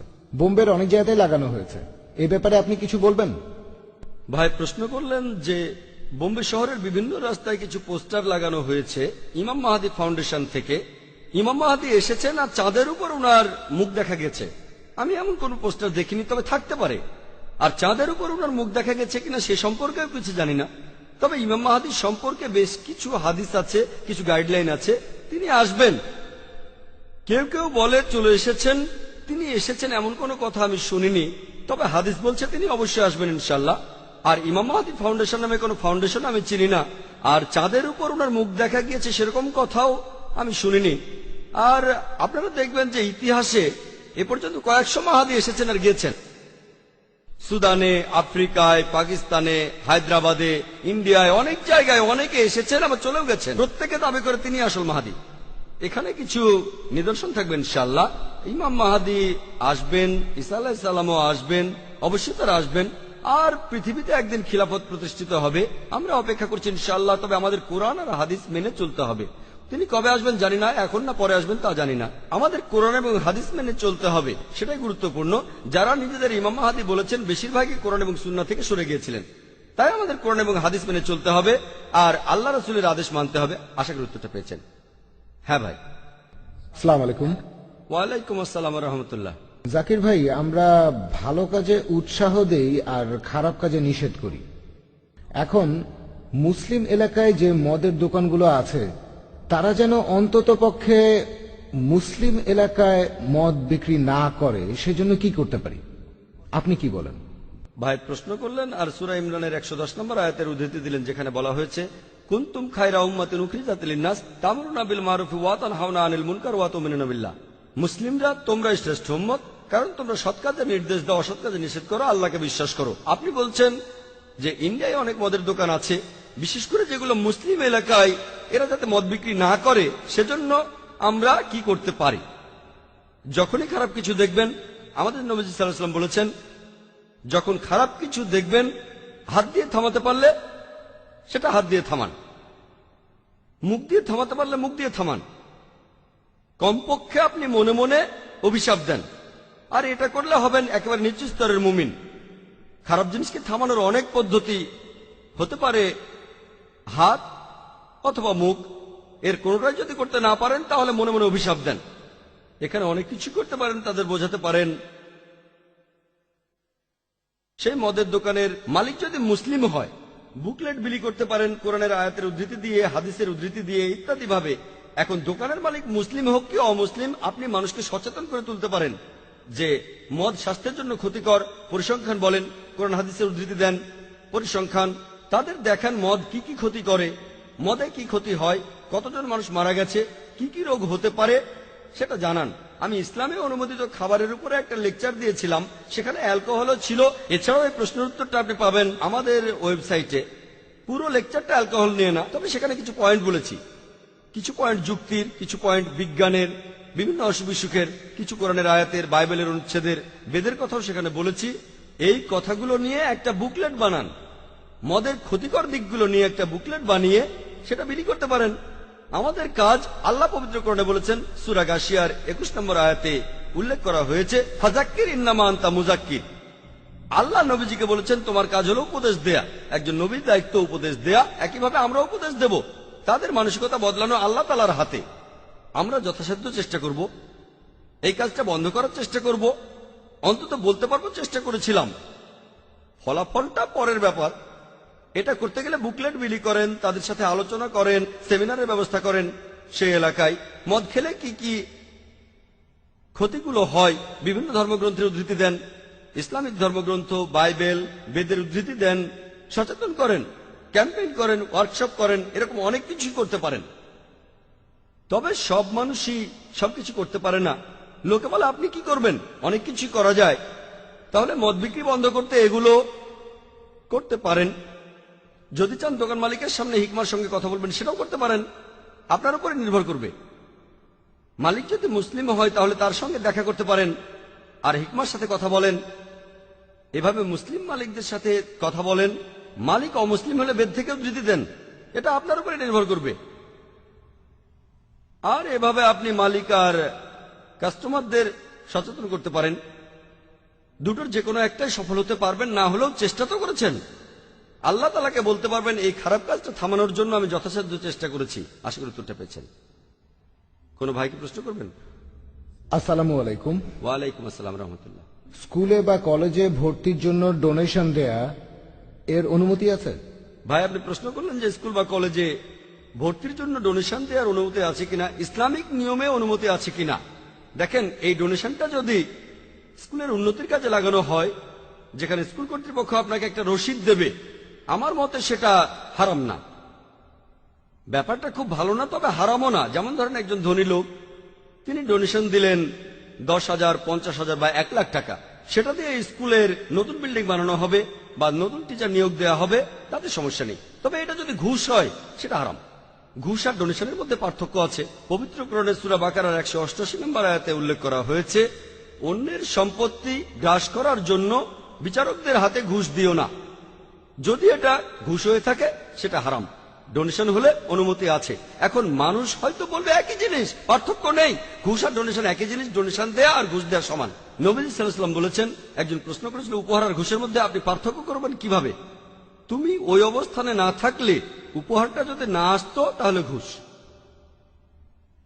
এখন আমরা অনেকেই ডোনেশন দেই মেডিকেল কলেজে অথবা ইঞ্জিনিয়ারিং কলেজে অথবা কোনো স্কুলে। যদি ডোনেশন দেন, আপনি যদি অফিসিয়াল কোনো রসিদ পান আর টাকাটা দিয়ে যদি স্কুলের কোনো উন্নতি হয়, এই উদ্দেশ্যে আসন সংরক্ষিত থাকলে আমার মতে কোনো সমস্যা নেই। কিন্তু ডোনেশনের এই টাকাটা যদি প্রিন্সিপালের পকেটে যায় অথবা ম্যানেজমেন্টের পকেটে, কোনো টিচারের পকেটে, তাহলে হারাম, এটা ঘুষ। আপনি বেশিরভাগ ক্ষেত্রে দেখবেন যে ডোনেশনটা দেবেন সেটা কারো পকেটে চলে যাবে, রসিদ দিতে পারে বা নকল রসিদও দিতে পারে, এটাও ঠিক না। তাহলে যদি ডোনেশন দিতে চান, এই ব্যাপারগুলো দেখতে হবে। আর এই ব্যাপারগুলো দেখে আপনি ডোনেশন দিতে পারেন, টাকাটার সদ্ব্যবহার হবে। তবে যদি তারা সরাসরি ঘুষ চায়, সেটা হারাম। ঘুষ দিয়ে ভর্তি করানো সম্পূর্ণ হারাম। আশা করি উত্তরটা পেয়েছেন। কোন বোন কি প্রশ্ন করবেন? আসসালামু আলাইকুম। ওয়ালাইকুম আসসালাম রহমতুল্লাহ। আমি জানতে চাচ্ছিলাম যে নবীজি সাল্লাল্লাহু আলাইহি সাল্লামের সময়ে আজিল আর মুতাহ এই দুইটার অনুমতি ছিল, এ ব্যাপারে কিছুটা বিস্তারিত বলবেন? বোন, আপনি প্রশ্ন করলেন যে আমাদের নবীজির সময়ে উজুল মানে সহবাস থেকে বিরত থাকা, আর মুতাহ মানে অস্থায়ী বিয়ে, এই দুটোর অনুমতি ছিল। এ ব্যাপারে বিস্তারিত জানতে চাইলেন। একটা হাদিস আছে যে নবীজির কাছে এক লোক এসে বলল সে এই উজুল পালন করছে, অর্থাৎ সে তার স্ত্রীর সাথে সহবাস থেকে বিরত রয়েছে। নবীজি চুপ করে থাকলেন। এর উপর ভিত্তি করে দুইটি মতবাদ, নবীজি চুপ করে থেকে সম্মতি দিয়েছিলেন, আরেকটা দল বলছে নবীজি শুনে খুশি হননি। এই সম্পর্কে মতবাদ এই দুটো, তাই এটার অনুমতি আছে না নেই সেটা বিতর্কের ব্যাপার। তবে ফ্যামিলি প্ল্যানিং এর কথা যদি বলেন, আমার ভিডিও ক্যাসেট দেখতে পারেন, কোরআন এন্ড মডার্ন সায়েন্স সামঞ্জস্যপূর্ণ না পরস্পর বিরোধী। এই হাদিসের উদ্ধৃতি দিয়ে অনেকে বলে অনুমতি আছে, অনেকে বলে না করলেই ভালো, তবে কেউই বলে না এটা হারাম। উজুলকে কোথাও হারাম বলা হয়নি, কোথাও না। আপনার দ্বিতীয় প্রশ্নে আসি, আমাদের নবীজির সময়ে মুতাবিয়ের অনুমতি ছিল? হ্যাঁ, নবুয়ত পাওয়ার প্রথম দিকে, মুহাম্মদ সাল্লাল্লাহু আলাইহি ওয়াসাল্লাম নবুয়ত পাওয়ার প্রথম দিকে মদও নিষিদ্ধ ছিল না। নবুয়তের প্রথম দিকে নবীজি মদও বারণ করেননি। যদি আমাকে বলেন যে একবার কিছু সাহাবা নবীজির সামনে মদ খেয়েছিলেন, নবীজি কিছু বলেননি, এটা হতে পারে। এটা হয়েছে নবুয়তের প্রথম দিকে। পরবর্তীতে কোরআনের আয়াতে মদকে নিষিদ্ধ করা হলো। তারপরে যখনই কেউ নবীজির সামনে মদ খেয়েছে, নবীজি তখনই তাকে বারণ করেছেন। যখনই নবীজি ভুল কিছু দেখেছেন, অবশ্যই বারণ করেছেন, সেটা হারাম। সেভাবে দেখবেন যে মুতা আরব দেশে তখন এই রীতি ছিল, আরব দেশে এটা কমন ছিল। প্রথমে ব্যভিচার নিষিদ্ধ হলো, ধাপে ধাপে এসেছে যে কোনটা নিষিদ্ধ। আর সপ্তম হিজরিতে তাবুকের যুদ্ধের সময় আর নবীজি মুহাম্মদ সাল্লাল্লাহু আলাইহি ওয়াসাল্লাম এর কয়েক বছর পরেই মারা যান। তিনি এটাকে নিষিদ্ধ করেছিলেন। যখন নিষিদ্ধ করেছিলেন, সেখানে যে সাহাবাগণ ছিলেন তারা ভালোভাবে জানতেন। তাদের মধ্যে ছিলেন হযরত ওমর রাদিয়াল্লাহু আনহু। মুহাম্মদ সাল্লাল্লাহু আলাইহি ওয়াসাল্লাম নবুয়ত পাওয়ার প্রথম দিকে মদও নিষিদ্ধ ছিল না। নবুয়তের প্রথম দিকে নবীজি মদও বারণ করেননি। যদি আমাকে বলেন যে একবার কিছু সাহাবা নবীজির সামনে মদ খেয়েছিলেন, নবীজি কিছু বলেননি, এটা হতে পারে।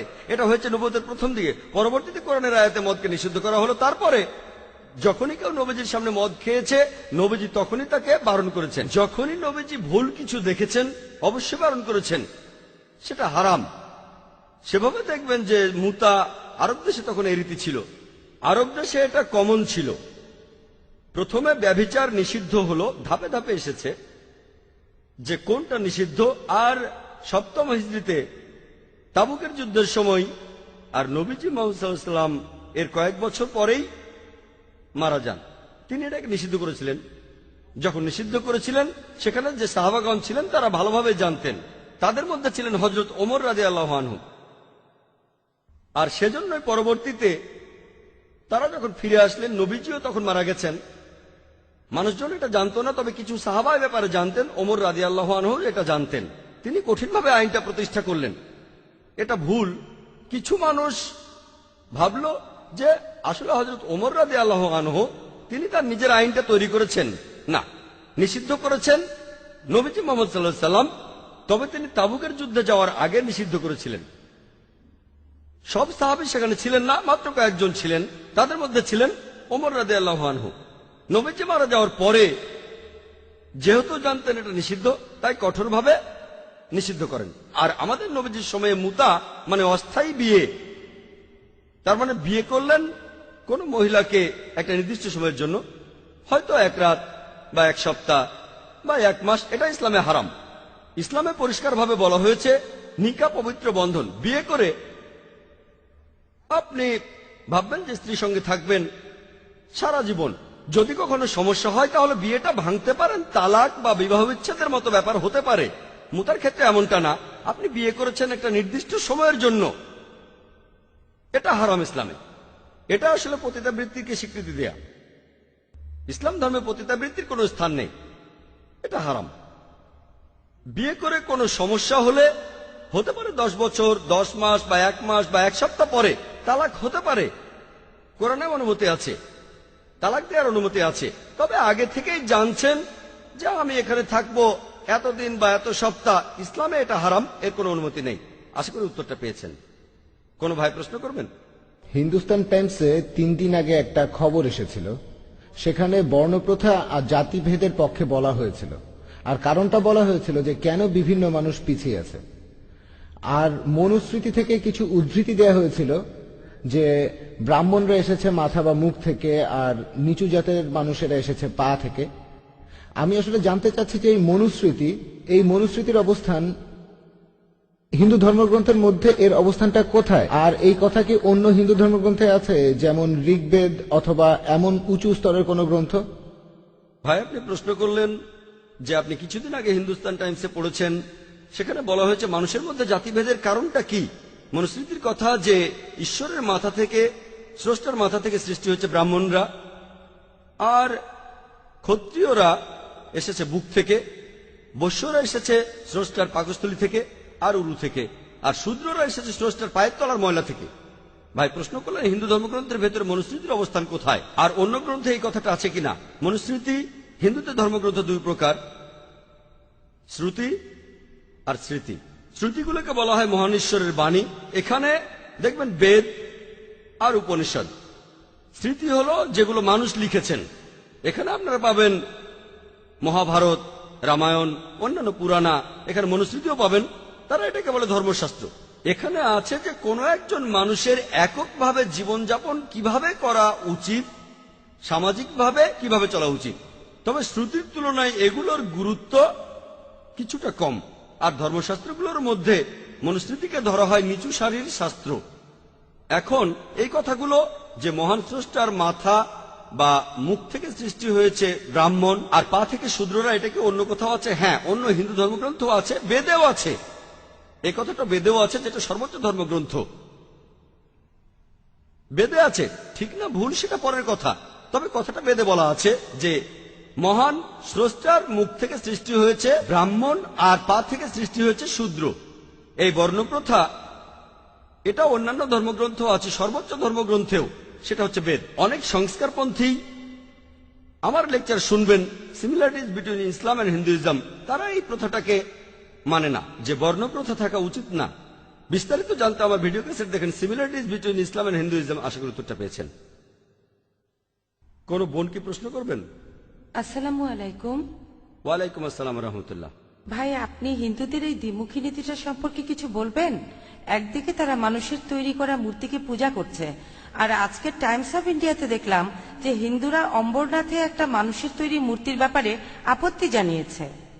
বোন, আপনি প্রশ্ন করলেন যে হিন্দুদের এই দ্বিমুখী নীতি সম্পর্কে কি বলবো। তারা মূর্তি পূজা করে, মূর্তিকে দেবতা বলে, আবার মানুষের বানানো মূর্তির ব্যাপারে প্রতিবাদ করে। টাইমস অফ ইন্ডিয়ায় এসেছে, আমি শুধু করেছি খবরটার হেডিং যে হিন্দুরা মানুষের তৈরি একটা মূর্তির ব্যাপারে আপত্তি করেছে। বিস্তারিত খবরটা আমি পড়িনি। বোন, আপনি বললেন তাদের এই দ্বিমুখী নীতি সম্পর্কে কি বলবো। অনেকেই হয়তো এটাকে দ্বিমুখী নীতি বলে, তবে হিন্দুরা এখন সচেতন হচ্ছে। দ্বিমুখী নীতি না, একটাই নীতি, বেদের নীতি। বেদ সবসময় মূর্তি পূজার বিরুদ্ধে, ভগবদ গীতা মূর্তি পূজার বিরুদ্ধে, উপনিষদ মূর্তি পূজার বিরুদ্ধে, কথা পরিষ্কার ভাবে বলা হয়েছে। আর হিন্দু ধর্মের বিশেষজ্ঞরাও এটা জানেন। তবে বেশিরভাগ ধর্মের বিশেষজ্ঞরাই চায় না যে অনুসারীরা তাদের ধর্মগ্রন্থগুলো পড়ুক, এতে লাভটা তাদেরই। এ ব্যাপারে বিস্তারিত বলেছি আমার lecture similarities between Hinduism and ইসলামে। তাহলে হিন্দু ধর্মে দেখবেন ধর্মগ্রন্থগুলো সামগ্রিকভাবে মূর্তি পূজার বিরুদ্ধে। এখন হিন্দুরা এটা বুঝতে পারছেন, তারা যুক্তি ব্যবহার করছেন যে এটা কি হচ্ছে, আমরা যার পূজা করছি সেটা মানুষের বানানো, তার পূজা করব কেন? এভাবে হিন্দুরা আগের চাইতে সচেতন হচ্ছে, আমরা উৎসাহ দেব। এখানে মানুষের বানানো মূর্তির ব্যাপারে আপত্তি করছেন আর মানুষেরই বানানো মূর্তির পূজা করছেন। সেটা কেন করছেন? তারা তাদের ধর্মগ্রন্থের কাছাকাছি আসছে, এজন্য তাদের অভিনন্দন, তাদের সমর্থন জানাই যে তারা ধর্মগ্রন্থের সত্যের কাছাকাছি এসেছে, যেটা খুবই গুরুত্বপূর্ণ। আর আমার লেকচারের ক্যাসেট দেখেন সিমিলারিটিজ বিটুইন হিন্দুইজম এন্ড ইসলাম, সেখানে সাদৃশ্য নিয়ে কথা বলেছি। আমি এখানে আপনাদের বলি মুসলিম আর হিন্দুদের ধর্মগ্রন্থে যেটা এক, আসুন আমরা অন্ততপক্ষে সেটা মানি, আলাদাটা নিয়ে আলোচনা করব আরেকদিন। এমন না যে পার্থক্য নেই, আসুন অন্ততপক্ষে কমন জিনিসগুলো মেনে চলি। আর আপনারা দেখবেন যে দুটো ধর্মগ্রন্থই, মুসলিম আর হিন্দু ধর্মগ্রন্থ দুটোই বলছে এক ঈশ্বরের কথা। মূর্তি পূজা করবেন না, ঈশ্বরের কোনো সন্তান নেই, তিনি কখনো জন্মাননি। আমরা সকল নবী রাসূলকে বিশ্বাস করব চূড়ান্ত নবী মুহাম্মদ সাল্লাল্লাহু আলাইহি ওয়াসাল্লামকে, পরকালের জীবনে বিশ্বাস করব। এই কমন জিনিসগুলো মেনে চলেন, আলাদাটা নিয়ে পরে কথা বলবো। আসুন অন্ততপক্ষে এই কথাগুলো মানি, যেখানে এক ঈশ্বরের কথা আছে, অন্তত এই কথাটা মানি। আশা করি উত্তরটা পেয়েছেন।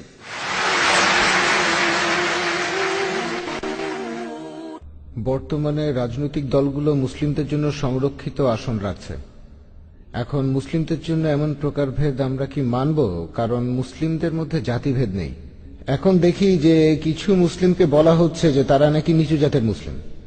ভাই প্রশ্ন করলেন যে কিছু রাজনৈতিক দল মুসলিমদের জন্য সংরক্ষিত আসন রাখছে আর মুসলিমদের কিছু পদবীকে গুরুত্ব দিচ্ছে, আমরা এগুলোকে মানব কিনা? ইসলামে কোনো বর্ণপ্রথা নেই। কেউ যদি বলে আমি মুসলিমদের মধ্যে নিচু জাতের, সেটা ভুল। যদি বলেন কিছু মুসলিমকে সুবিধা দেওয়া হচ্ছে কারণ তাদের হয়তো আর্থিক অবস্থা খুব খারাপ, সমস্যা নেই, এটা আসলে বর্ণভেদ না, অর্থনীতি। তাই যদি সংরক্ষণ করা হয় বর্ণভেদ বিচার না করে, জাতপাত, ইসলাম ধর্মে কোনো জাতপাত বা বর্ণপ্রথা নেই। তবে কেউ যদি বলে কিছু মুসলিম যেহেতু তারা গরিব তাদের সাহায্য করেন, কোনো সমস্যা নেই, গরিব মুসলিমকে জাকাত দিতে পারেন। কোন মুসলিমকে যদি সাহায্য করতে চান, যেহেতু সে গরিব, আর্থিকভাবে দরিদ্র, এই দরিদ্র লোকদের জন্য করা যেতে পারে। হিন্দুদের মধ্যে যেমন বর্ণপ্রথা, ইসলামে তেমনটা নেই। কিন্তু তারা যদি আর্থিকভাবে দরিদ্র হয়, তারা যদি গরিব হয়ে থাকে, তাহলে করেন, সমস্যা নেই। কিন্তু বর্ণপ্রথা ইসলামে এটা নেই। আশা করি উত্তরটা পেয়েছেন। কোন বোন কি প্রশ্ন করবেন? আসসালামু আলাইকুম। ওয়ালাইকুম আসসালাম রহমতুল্লাহ। কিছুদিন আগে খবরের কাগজে এইডস সম্পর্কে পড়লাম। 20 বছর আগে এই রোগের আবির্ভাব, আর ইন্ডিয়া হলো এইডস আক্রান্ত রোগীদের দিক থেকে দ্বিতীয় বৃহত্তম। এটা কি নতুন কোনো অসুখ? এর ইতিহাসটা কি? এই রোগের কি কোনো প্রতিকার নেই? আর এ ব্যাপারে স্কুলে কি নৈতিক শিক্ষা দেওয়া যায় না? এই যেমন ধরুন সেকেন্ডারি লেভেল থেকে। বোন, আপনি প্রশ্ন করলেন যে বর্তমানে এইডস রোগ, মানুষ বলে এটা একটা নতুন অসুখ, এর ইতিহাসটা কি? এটা কি নতুন না পুরনো? কিভাবে আসলো? আর এই রোগ প্রতিরোধের জন্য নৈতিক শিক্ষা দেয়া যায় কি না, যেমন সেকেন্ডারি স্কুল থেকেই। আমি আপনাকে এইডস এর ব্যাপারে বলি, ইতিহাসে এটা খুবই নতুন। বছরের কথা বললে এই রোগটা এসেছে কয়েক দশক আগে, মানে অসুখটা বেশ নতুন, এটা একটা নতুন রোগ। আর এর কারণ হিসেবে অনেক কিছুই বলা হয়েছে। আগে মানুষ ভাবতো এটার কারণ সমকামিতা, এরপর তারা বলল স্বাভাবিক সহবাসও হতে পারে, আরো অনেক, তারপর বলল রক্ত নিতে গেলে এইডস হতে পারে। এখন পর্যন্ত আমরা এই রোগের প্রতিকার জানি না। কারণগুলো আমরা জানতে পেরেছি, প্রধানত অবাধ যৌনাচার, অনেক যৌন সঙ্গী বদল করা, এটা হলো একটা কারণ। এই সমস্ত কারণগুলোর মধ্যে অ্যালকোহল আর একটা কারণ, মাদক সেবীরা এক সিরিঞ্জ ব্যবহার করে, সেটাও একটা কারণ। অনেক কারণ আছে, এমন অনেক কারণে আছে, তবে প্রধান কারণটা যৌনাচার। আর এই কারণেই আপনি বললেন যে ইন্ডিয়া হলো পৃথিবীতে এইডস আক্রান্ত রোগীদের দিক থেকে দ্বিতীয় বৃহত্তম, এই কথাটা ঠিক। কয়েক বছরের মধ্যে ইন্ডিয়া 1 নম্বর হয়ে যাবে। ইন্ডিয়া এখন স্কুলে নৈতিক শিক্ষা দেয়া, হ্যাঁ পশ্চিমা বিশ্বে এমনটা আছে, তারা স্কুলে ছেলে মেয়েদের যৌন শিক্ষা দেয়। আমি কিছুটা মানি আর কিছুটা মানি না। ইসলাম কি বলে? ইসলামের যৌন শিক্ষা দেওয়ার কথা বলা হয়েছে, তবে পশ্চিমা স্কুলগুলোতে যেভাবে শেখানো হয় সেটা আমি মানি না। সেখানে অনেক কিছুই করা হয়, কারণ সেখানকার পরিস্থিতিটা আলাদা। ইংল্যান্ডের একটা রিপোর্ট অনুযায়ী এই কয়েক সপ্তাহ আগেই পেপারে খবরটা এসেছিল টাইমস অফ ইন্ডিয়ায়, যে ইংল্যান্ডে বর্তমানে যে শিশুরা জন্মায় তাদের 40%-এরও বেশি বিবাহিত বাবা মায়ের সন্তান হয়ে জন্মায় না। তার মানে যেসব মহিলা সন্তান প্রসব করছে তাদের 40%-এরও বেশি বিবাহিত নয়। আর 20-30 বছর আগে এটা ছিল 20%। আরো কয়েক দশক আগে এটা আরো কম ছিল।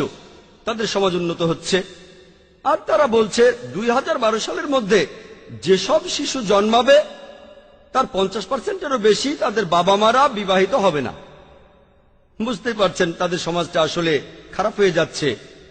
এজন্য তারা স্কুলে যৌন শিক্ষা দিচ্ছে। আর কারণ হলো এগুলোই। আমার মনে হয় সমস্যাটা আসলে স্কুলে না, সমস্যাটা হলো সমাজে। আমরা এইসব বাজে জিনিসগুলো বাদ দিতে চাই। যেমন কোনো অশ্লীলতা থাকবে না, পর্নোগ্রাফি। এখন এগুলো বাড়ছে কেন? পর্নোগ্রাফি ম্যাগাজিন বাড়ছে, পর্নোগ্রাফিক সাইট বাড়ছে। সার্ভে দেখা গেছে যে 80% পুরুষ পর্নোগ্রাফিক সাইটে যায়, যারা অফিসে কাজ করে তাদের 20% একেবারে অফিস টাইমে পর্নোগ্রাফিক সাইটে যায়। এগুলো সার্ভে। মহিলাদের মধ্যে 13% অফিস টাইমে, হ্যাঁ পর্নোগ্রাফিক সাইটে যাওয়াটাই খারাপ। আর অফিস টাইমে যাওয়া, চিন্তা করেন আপনি সেখানে চাকরি করছেন আর পর্নোগ্রাফিক সাইট দেখছেন। এমন কিছু অফিসও আছে যারা বলে আপনি পর্নোগ্রাফিক সাইট দেখতে চাইলে ওই রুমটাতে যান, একটা স্পেশাল রুম থাকে, অফিসের কাজে ডিস্টার্ব করবেন না। তারা এখন বলে আমরা এখন অনেক চালাক, তাই তারা বলে দেখতে চান বিনোদন কক্ষে যান। আপনার কম্পিউটারে দেখার দরকার নেই, বিনোদন কক্ষটা আলাদা, সেখানে 8 ঘন্টা সময় কাটানোর সমস্যা নেই। তাই আপনার ইচ্ছে হলেই বিনোদন কক্ষে যাবেন আর কোম্পানির পারমিশন নিয়েই যাবেন। যদি বলেন এভাবে সমাজের উন্নতি হবে, সেটা আসলে ভুল। এবারে শিক্ষার ব্যাপারে বলি। স্কুলে আমার বোন তার মেয়ের স্কুলের নামটা বলছি না, খুবই বিখ্যাত একটা স্কুল, সেখানে অভিভাবকদের মিটিং আর এসেছেন একজন এক্সপার্ট মনোবিজ্ঞানী, যিনি অভিভাবকদের সঙ্গে কথা বলবেন এই বিষয়ে। তো সেই এক্সপার্ট খুব জনপ্রিয় একজন লোক বোম্বেতে। তিনি বলছেন, অভিভাবকদের বলছেন যে আপনারা এইডস এর ব্যাপারে তো জানেন, এইডস সম্পর্কে বলছেন, এইডস ছড়িয়ে পড়েছে, আপনার বাচ্চাকে শেখান কন্ডম ব্যবহার করো। সেখানে সবাই খুব সিরিয়াসলি বলছিল শেখাতে হবে, বাচ্চাদের শেখাবেন। তারপর প্রশ্নোত্তর পর্ব শুরু হলো। আমার বোন প্রশ্ন করে এক্সপার্টকে উড়িয়ে দিল। সেক্স করতে বারণ না করে তাদের বলছেন কন্ডম ব্যবহার করতে। এটা কোন ধরনের শিক্ষা? আপনারা তাদের বলবেন তোমরা সহবাস করো না, কিন্তু বলছেন করলে করতে পারো, কন্ডম ব্যবহার করো, এইডস হবে না। কন্ডম ব্যবহার করলে এইডস হবে না। কয়েক বছর আগে দক্ষিণ আফ্রিকায় গিয়েছিলাম, বিশাল হোর্ডিং, এইডস থেকে বাঁচতে কন্ডম ব্যবহার করুন। তারা অবৈধ সেক্স করতে বারণ করছে না, সেক্স করেন তবে কন্ডম ব্যবহার করেন, তাহলে এইডস হবে না। এইডস পশ্চিমা বিশ্বে ছড়াচ্ছে, এখন ইন্ডিয়াতেও চলে এসেছে। তারা কিন্তু বলছে না তোমরা অবৈধ সেক্স করো না, তোমরা ব্যভিচার করো না, অবাধ যৌনাচারে মেতে উঠো না, করো তবে সাবধান, কন্ডম ব্যবহার করো। এখন বাচ্চাদের যদি এই ধরনের শিক্ষা দেন, এমন শিক্ষার কোনো প্রয়োজন নেই। তাই আমিও মানি যৌন শিক্ষার প্রয়োজন আছে, তবে ইসলামিক নিয়ম মেনে। যেভাবে পশ্চিমারা শেখাচ্ছে সেভাবে নয়। তারা যা শেখাই সেগুলো বলতে পারবো না, তবে যদি সেগুলো বলি তখন বলবেন জাকির ভাই আপনি আমাদের সামনে এসব কি বলছেন। তারা যা কিছু শেখায় সেটা ননসেন্স, অনইসলামিক, হারাম। কিন্তু তারা কি বলে এইডস খুব খারাপ, তারা এইডস নিয়ে চিন্তিত, আখিরাত নিয়ে চিন্তিত না। এখানে ট্রিটমেন্টটা হলো জীবাণু মারতে হবে, সিমটম দেখে ট্রিটমেন্ট করবেন না। তারা এখন চিন্তিত এইডস নিয়ে, কিন্তু তাদের অন্যান্য খারাপ কাজগুলো নিয়ে তারা চিন্তিত না। তাহলে দেখতে পাচ্ছেন যে তাদের সমাজ আসলে পেছন দিকে যাচ্ছে, তারা ভুল জিনিসের পথে এগিয়ে যাচ্ছে। এগুলো কেন বাড়ছে? কারণ তারা বাক স্বাধীনতার কথা বলে, ব্যক্তি স্বাধীনতার কথা বলে, পর্নোগ্রাফিকে অনুমোদন দেয়। পতিতাবৃত্তির অনুমোদন দেয়। তারপর দেখবেন ফুটবল বিশ্বকাপের সময় জার্মানিতে, সে সময় সেখানে হাজার হাজার পতিতা হাজির হয়েছিল। খবর এসেছিল ওয়েটিং কিউ গড়ে 2 ঘন্টা মানুষ বিশ্বকাপ দেখতে এসেছে। খেলা দেখার পরে মজা করতে চায়। জার্মানিতে পতিতাবৃত্তি বৈধ, লিগাল, বৈধ, তাই লুকানোর প্রয়োজন নেই। অনেক ডিমান্ড, 2 ঘন্টা টাকা দেওয়ার পরও, অ্যাপয়েন্টমেন্ট নেওয়ার পরও 2 ঘন্টা লাইনে। এগুলো আসলে কি হচ্ছে? মডার্ন। যৌন শিক্ষার অবশ্যই প্রয়োজন আছে। এখানে একটা ব্যাপারে আমাদের খেয়াল রাখতে হবে। দেখবেন যে এমন কে আছেন যে ইসলামিক নিয়মে এই শিক্ষাটা দিতে পারবেন। কোথায় বর্তমান বিশ্বের সব সমস্যার সমাধান পাবেন, সেটাই হলো বড় কথা, এটাই বড় চ্যালেঞ্জ। আমাদের স্কুলেও এমন শিক্ষা দেওয়ার চিন্তা ভাবনা করছি, তবে কে এই শিক্ষাটা দেবেন সেটাই গুরুত্বপূর্ণ। তাকে বিশেষজ্ঞ হতে হবে ইসলামের উপর, মেডিকেল সায়েন্সের উপর। বাচ্চাদের সাথে তাদের লেভেলে গিয়ে কথা বলতে হবে, তাদের সাথে কোনো অশ্লীল কথা বলা যাবে না। কোরআনে এমন কথা আছে, আল্লাহ তাআলা বলেছেন পবিত্র কোরআনে, আরবি শব্দগুলো সেগুলো ব্যাখ্যা করে বলবেন, তাদেরকে আপনি শেখাতে পারেন ভদ্রভাবে, অশ্লীলভাবে না।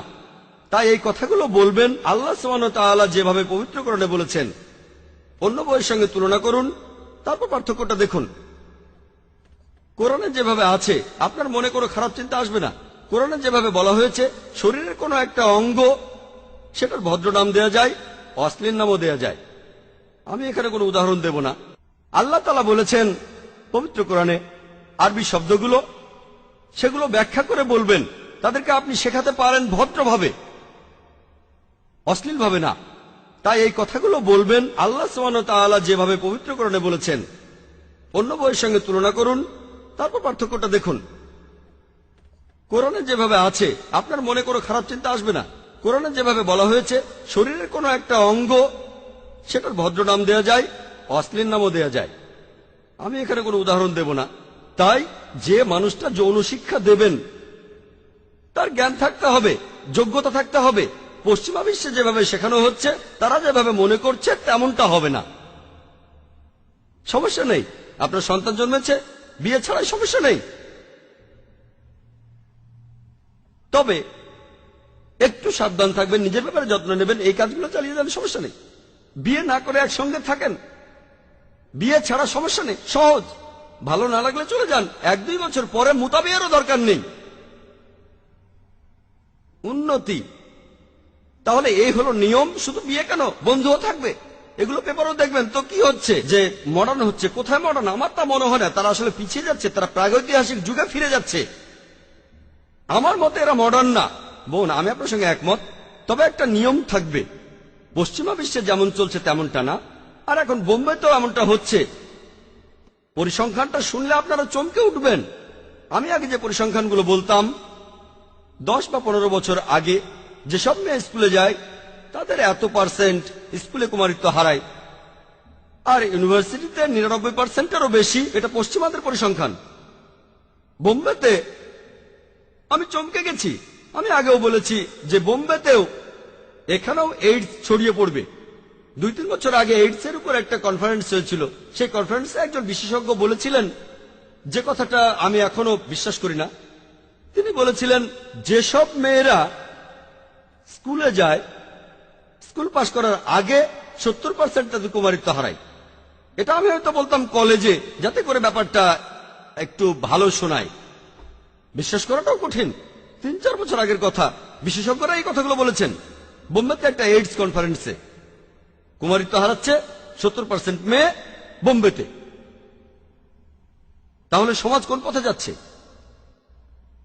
স্কুলে একজন বিশেষজ্ঞ এসে বাচ্চাদের বলছেন, সমস্যা নেই, সমস্যা নেই, কন্ডম ব্যবহার করো, কুমারিত্ব হারানো কোনো সমস্যা নয়, কন্ডম ব্যবহার করো।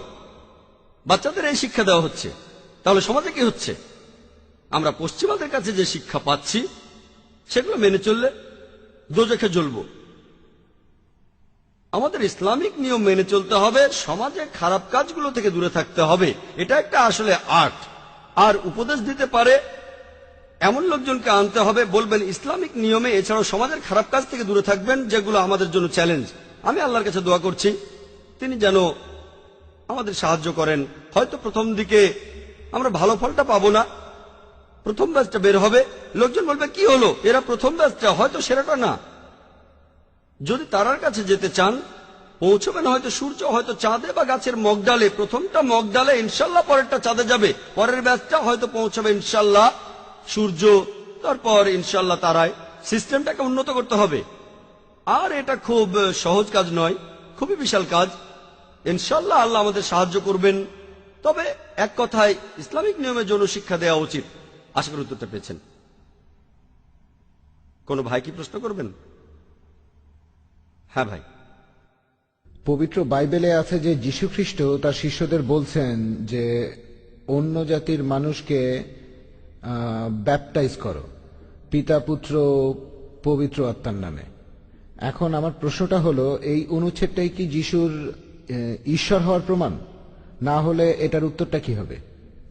ভাই, আপনি একটা প্রশ্ন করলেন যে পবিত্র বাইবেলে আছে যিশু তার শিষ্যদের বলছেন তোমরা মানুষকে ব্যাপটাইজ করো পিতা পুত্র ও পবিত্র আত্মার নামে। এটার মানে কি ট্রিনিটি? আমার মন্তব্য কি, এটা কমপ্লিট ট্রিনিটি না। বাইবেলের ট্রিনিটির ধারণার কাছাকাছি অনুচ্ছেদ আছে। ফার্স্ট এপিস্টল অফ জনে 5 নম্বর অধ্যায় 7 অনুচ্ছেদ বলছে, স্বর্গে তিনজন সব হিসাব রাখেন, পিতা পুত্র এবং পবিত্র আত্মা, আর এরা তিনজন এক। যদি এক হয় তাহলে ট্রিনিটি। যদি আমি বলি যে তিনজন লোক আছে, এটা ট্রিনিটি না। তিনজন এক হলে সেটা ট্রিনিটি হবে। বাইবেলে কোথাও ট্রিনিটি শব্দটা পাবেন না নাম ধরে। ট্রিনিটি শব্দটা বাইবেলে নেই, পবিত্র কোরআনে আছে। সূরা নিসার 171 নম্বর আয়াতে উল্লেখ করা হয়েছে, বলা হয়েছে ওয়ালা তাকুলু সালাসা, তোমরা ট্রিনিটি বলো না, ইনতাহু খায়রাল লাকুম, তোমাদের জন্য এটা কল্যাণকর। কোরআনে ট্রিনিটি আছে, তবে বলা হয়েছে এটা বলো না। এরপর সূরা মাইদার 73 নম্বর আয়াতে উল্লেখ করা হয়েছে লাকাদ কাফারাল্লাযিনা কালু ইন্নাল্লাহা সালিসু সালাসা, তারা কুফরি করছে, ধর্মের অবমাননা করছে যারা এই কথা বলে যে আল্লাহ তিনের মধ্যে একজন, আল্লাহ হলেন তিনজন মিলে। এটাকে বলে ট্রিনিটি। পবিত্র কোরআনে এই ট্রিনিটি শব্দটা আছে মোট 2 বার, তবে বলা আছে এটা নিষিদ্ধ। পবিত্র বাইবেল শব্দটা কোথাও নেই। সবচেয়ে কাছাকাছি ফার্স্ট এপিস্টল অফ জন 5 নম্বর অধ্যায় 7 অনুচ্ছেদ, আপনার বলা অনুচ্ছেদটা না, সেটাতে তিনজনকে এক বলা হয়নি, এটাতে বলা হয়েছে। তবে এই ফার্স্ট এপিস্টল অফ জন 5 নম্বর অধ্যায় 7 অনুচ্ছেদ যেটা বলছে যে স্বর্গে তিনজন হিসাব রাখে, পিতা পুত্র আর পবিত্র আত্মা, আর তিনজন হলো এক, এটা বাইবেলের রিভাইজড স্ট্যান্ডার্ড ভার্সন অনুযায়ী, স্ট্যান্ডার্ড ভার্সন রিভাইজ করেছেন 32 জন খ্রিস্টান বিশেষজ্ঞ, যারা খুবই উচ্চপদস্থ, যাদের পেছনে 50টি খ্রিস্টান প্রতিষ্ঠান সমর্থন দিচ্ছে।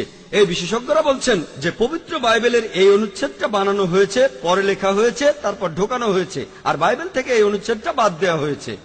কারণ এটা বানানো হয়েছে, পরে লেখা হয়েছে, তারপর ঢোকানো হয়েছে। তাই রিভাইজ স্ট্যান্ডার্ড ভার্সনে, যেটা হলো বাইবেলের সবচেয়ে বেশি বিক্রি হওয়া ভার্সন, সেখানে এটা নেই।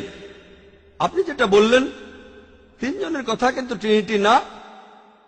যে অনুচ্ছেদটা বাদ দেওয়া হয়েছে সেখানেও ট্রিনিটি নেই, কিন্তু ট্রিনিটির কাছাকাছি যেটা পবিত্র বাইবেল থেকে বাদ দেওয়া হয়েছে। তাহলে ট্রিনিটি শব্দটা বাইবেলে নেই, এই শব্দটা শেখায় চার্চ। বাইবেল অথবা যীশু খ্রিস্ট কখনো ট্রিনিটির কথা বলেননি। আশা করি উত্তরটা পেয়েছেন। কোন ভাই কি প্রশ্ন করবেন? হ্যাঁ ভাই। চিকিৎসা করার অনেকগুলো পদ্ধতি আছে, আর তার একটা হলো হোমিওপ্যাথি চিকিৎসা। আমরা জানি যে এই ওষুধে আছে অ্যালকোহল। অনেকে বলে যে 90% হোমিওপ্যাথি ওষুধের মধ্যেই অ্যালকোহল থাকে। এ ব্যাপারে কি বিস্তারিত বলবেন? কারণ কিছু অসুখ বিসুখ আছে যেগুলো শুধুমাত্র হোমিওপ্যাথিক ওষুধেই সারে, যেমন অস্টার আর্থ্রাইটিস ইত্যাদি। ভাই প্রশ্ন করলেন যে হোমিওপ্যাথি চিকিৎসায় বেশিরভাগ ঔষধে অ্যালকোহল থাকে, অনেকে বলে 90%, আর বললেন কিছু রোগ যেমন অস্টার আর্থ্রাইটিস একমাত্র চিকিৎসা হোমিওপ্যাথি, যেটার সঙ্গে আমি একমত নই, তবে এতে কোনো সমস্যা নেই। এখন হোমিওপ্যাথি ওষুধ খেতে পারবো কি না, সাধারণ নিয়ম হিসেবে অ্যালকোহল নিষিদ্ধ। যদি এটাই একমাত্র ঔষধ যেটা আপনার জীবন বাঁচাবে, জীবন বিপন্ন হলে অনুমতি আছে। আপনি জিজ্ঞাসা করলে বলবো হ্যাঁ, বেশিরভাগ হোমিওপ্যাথিক ওষুধে অ্যালকোহল থাকে, তাই যদি বাদ দিতে পারেন তাহলে বলবো বাদ দেন, অন্য কোনোভাবে চিকিৎসা করেন যেটাতে কোনো অ্যালকোহল নেই। হোমিওপ্যাথি বেশিরভাগ ওষুধে আছে, তাই সাধারণ নিয়মে চিকিৎসাটা নেব না, এটাই সাধারণ নিয়ম। অনেকেই হয়তো অ্যালোপ্যাথির চাইতে হোমিওপ্যাথিতে উপকার পাবেন।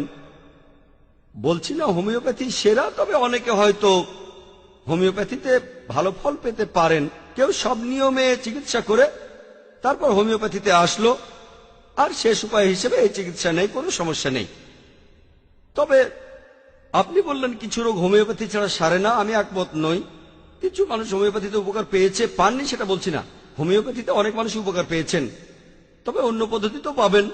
আর লোকজন বলে এই ডাক্তার সেরা, এই ট্রিটমেন্ট সেরা, তাহলে এমনিতে আপনি অ্যালকোহল মেশানো ওষুধ খাবেন না। তবে যদি হোমিওপ্যাথি একমাত্র চিকিৎসা হয়, একমাত্র ট্রিটমেন্ট, অন্য পদ্ধতিতে যদি ট্রিটমেন্ট থাকে যেটাতে অ্যালকোহল নেই, আগে সেটা দেখেন। হোমিওপ্যাথি হলো শেষ ভরসা, প্রথমে যাবেন না।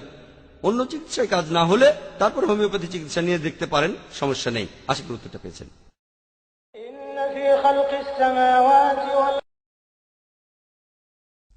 আলহামদুলিল্লাহ, ওয়াসসালাতু ওয়াসসালাম ওয়া সাহাবিহি আজমাইন, আম্মা বাদ। আউযু বিল্লাহি মিনাশ শাইতানির রাজিম। বিসমিল্লাহির রহমানির রহিম। উদু ইলা সাবিলি রাব্বিকা বিল হিকমা ওয়াল মাউযাতিল হাসানাত ওয়াজাদিলহুম বিল্লাতি হাসান। রাব্বি ইশরাহ লি সাদরি ওয়া ইয়াসসির লি আমরি ওয়াহলুল উকদাতাম মিন লিসানি ইয়াফকাহু কাওলি। সবাইকে স্বাগত জানাই ইসলামিক সম্ভাষণে। আসসালামু আলাইকুম ওয়া রাহমাতুল্লাহি ওয়া বারাকাতুহু। আল্লাহর দয়া, শান্তি ও রহমত আপনাদের সবার উপর বর্ষিত হোক। আপনারা ইসলাম ও কম্পারেটিভ রিলিজিয়নের উপরে যে কোনো প্রশ্ন করতে পারেন। যদি কেউ প্রশ্ন করতে চান তাহলে করতে পারেন। আসসালামু আলাইকুম। ওয়ালাইকুম আসসালাম ওয়া রাহমাতুল্লাহি ওয়া বারাকাতুহু। আমি কিছুদিন আগে ওমরা করতে গিয়েছিলাম, আর সেখানে কিছু জিনিস দেখেছি। আপনি কি এ ব্যাপারে কিছু বলবেন? আমি ওখানে দেখেছি যে পরিষ্কার পরিচ্ছন্নতার চাইতে বিলাসিতার দিকেই তাদের মনোযোগটা অনেক বেশি থাকে। সেখানে দেখলাম যে অনেক কিছুতেই তারা বিলাসিতা করে, বেশি খরচ করে। যেমন হোটেলের খরচ অনেক বেশি, প্রতিদিন 800 রিয়াল। পৃথিবীর বেশিরভাগ শহরের হোটেলগুলোতে ভাড়া এর চাইতে অনেক কম। এখন এইসব বিলাসিতা আর অমিতব্যয়ী কাজের বিরুদ্ধে কি কোনো রকম পদক্ষেপ নেওয়া হয়েছে?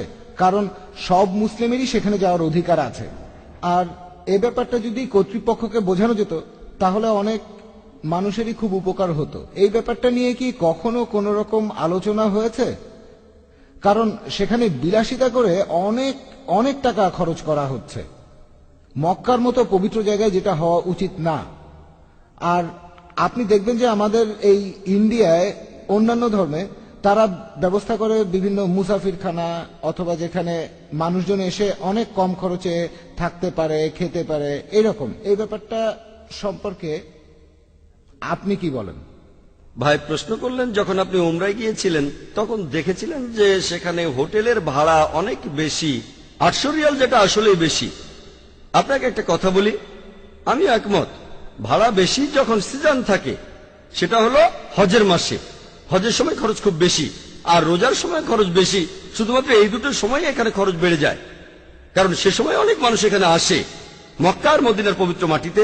এছাড়া অফ সিজনে এটা পৃথিবীর সস্তা জায়গার একটা।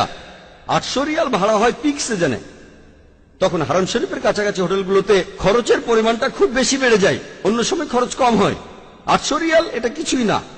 আপনি 800 রিয়াল দিয়ে থাকতে পারবেন 5 স্টার হোটেলে, আর 800 রিয়াল মানে প্রায় 10,000 রুপি যদি 5 স্টার হোটেলে থাকতে চান, যেগুলো হারাম শরীফের কাছাকাছি মক্কা বা মদিনায় অফ সিজনে, সেগুলোর ভাড়া তখন খুবই সস্তা, তখন খুবই সস্তা। আমি বলছি আপনি মাত্র 150 রিয়াল দিয়ে থাকতে পারেন।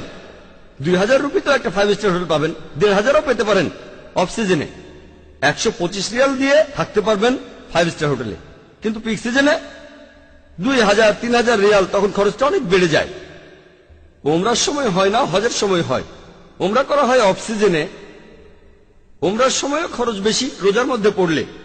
সে সময় শেষ 10 দিনে এখানে খরচ হজের সময় চাইতেও বেড়ে যায়, কিন্তু অন্য সময় ওমরায় গেলে খরচ খুবই কম। অফ সিজনে একজন গরিব লোকও কোনো 5 স্টার হোটেলে থাকতে পারবেন যদি ওমরা করতে চান। এবারে বলি হজের সময় খরচটা কেন বেড়ে যায়। আপনারা হয়তো খেয়াল করেননি, তবে আমি বলি হজের জন্য সৌদি সরকার অনেক সুযোগ সুবিধা দিয়েছে। আমি বলছি সৌদি সরকারের কারণে গরিব লোকের পক্ষে এখন হজ করা সম্ভব। সৌদি সরকার যে সুযোগ সুবিধা দেয়, যদি হারমাইনগুলো দেখেন, দুটো হারমাইনে যে সুযোগ সুবিধা আছে, সেখানে টয়লেটের ব্যবস্থা, চিন্তা করেন প্রায় 20 লাখ মানুষ হজ করতে আসে বা রোজায়, সেখানে টয়লেটের যে ব্যবস্থা, তারা টয়লেটেও মার্বেল পাথর বসিয়েছে। অনেক লোকের বাড়িতেই হয়তো মার্বেল পাথর নেই, কিন্তু তারা টয়লেটে মার্বেল পাথর বসিয়েছে, সেখানে এসকেলেটর আছে, তাদের চার্জও খুবই কম। এরপর আপনি দেখেন প্লেনের ভাড়াটা কেমন। 1 নম্বর, সরকার প্লেন ভাড়ার উপর ভর্তুকি দেয়। যেহেতু সৌদি সরকার ভাড়া কমাচ্ছে, সৌদি এয়ারলাইন্সের ভাড়া কম, তখন অন্যান্য এয়ারলাইন্সও ভাড়া কমাতে বাধ্য হয়। অমুসলিম এয়ারলাইন্সও তখন ভাড়া কমায়। কেন? কারণ সৌদি আরব ভাড়া কমিয়েছে। সৌদি আরব বলছে যদি আপনারা উমরা বা হজ করতে আসেন আমরা 25% ডিসকাউন্ট দেব, মাঝে মধ্যে 40% ডিসকাউন্ট দেয়। যেহেতু সৌদি এয়ারলাইন এটা করছে, অন্যান্যরাও ভাড়া কমাতে বাধ্য হয়। তারা মুসলিমদের জন্য করছে না, কিন্তু এমনটা না করলে তারা ব্যবসা হারাবে, তাই তারা তখন ভাড়া কমিয়ে দেয়। অনেক প্লেন যায়, এখানে আসলে তারা ব্যবসা করছে। অন্য কোনো সময় সৌদি আরবে গেলে 29,000 রুপি খরচ হবে, বোম্বে থেকে রিটার্ন টিকিট সহ। ওমরা আর হজের সময় এটা 21,000। ভর্তুকি খরচ কম। তাহলে দেখছেন 1 নম্বর পয়েন্ট প্লেন ভাড়া কমানো হয়। 2 নম্বর পয়েন্ট সরকার যে সুযোগ সুবিধা দেয়, ওমরার সময় যে ট্যাক্স নেয় সেটা খুবই সামান্য, এখানে ভর্তুকি। এবারে খাবারের কথা যদি বলেন, খাওয়া খুবই সস্তা, সেখানে অনেক ধরনের খাবার পাবেন, মাশাআল্লাহ খুব সস্তা। পাকিস্তানি খাবার, এই খাবার, ওই খাবার, ফাস্ট ফুড সবকিছু। এখন থাকা, আপনি যে হোটেলের কথা বলছেন সেগুলো হারাম শরীফের কাছাকাছি, হারমাইন। এখন হয়তো আপনার বাজেটে কুলাচ্ছে না, এমন হোটেল নেন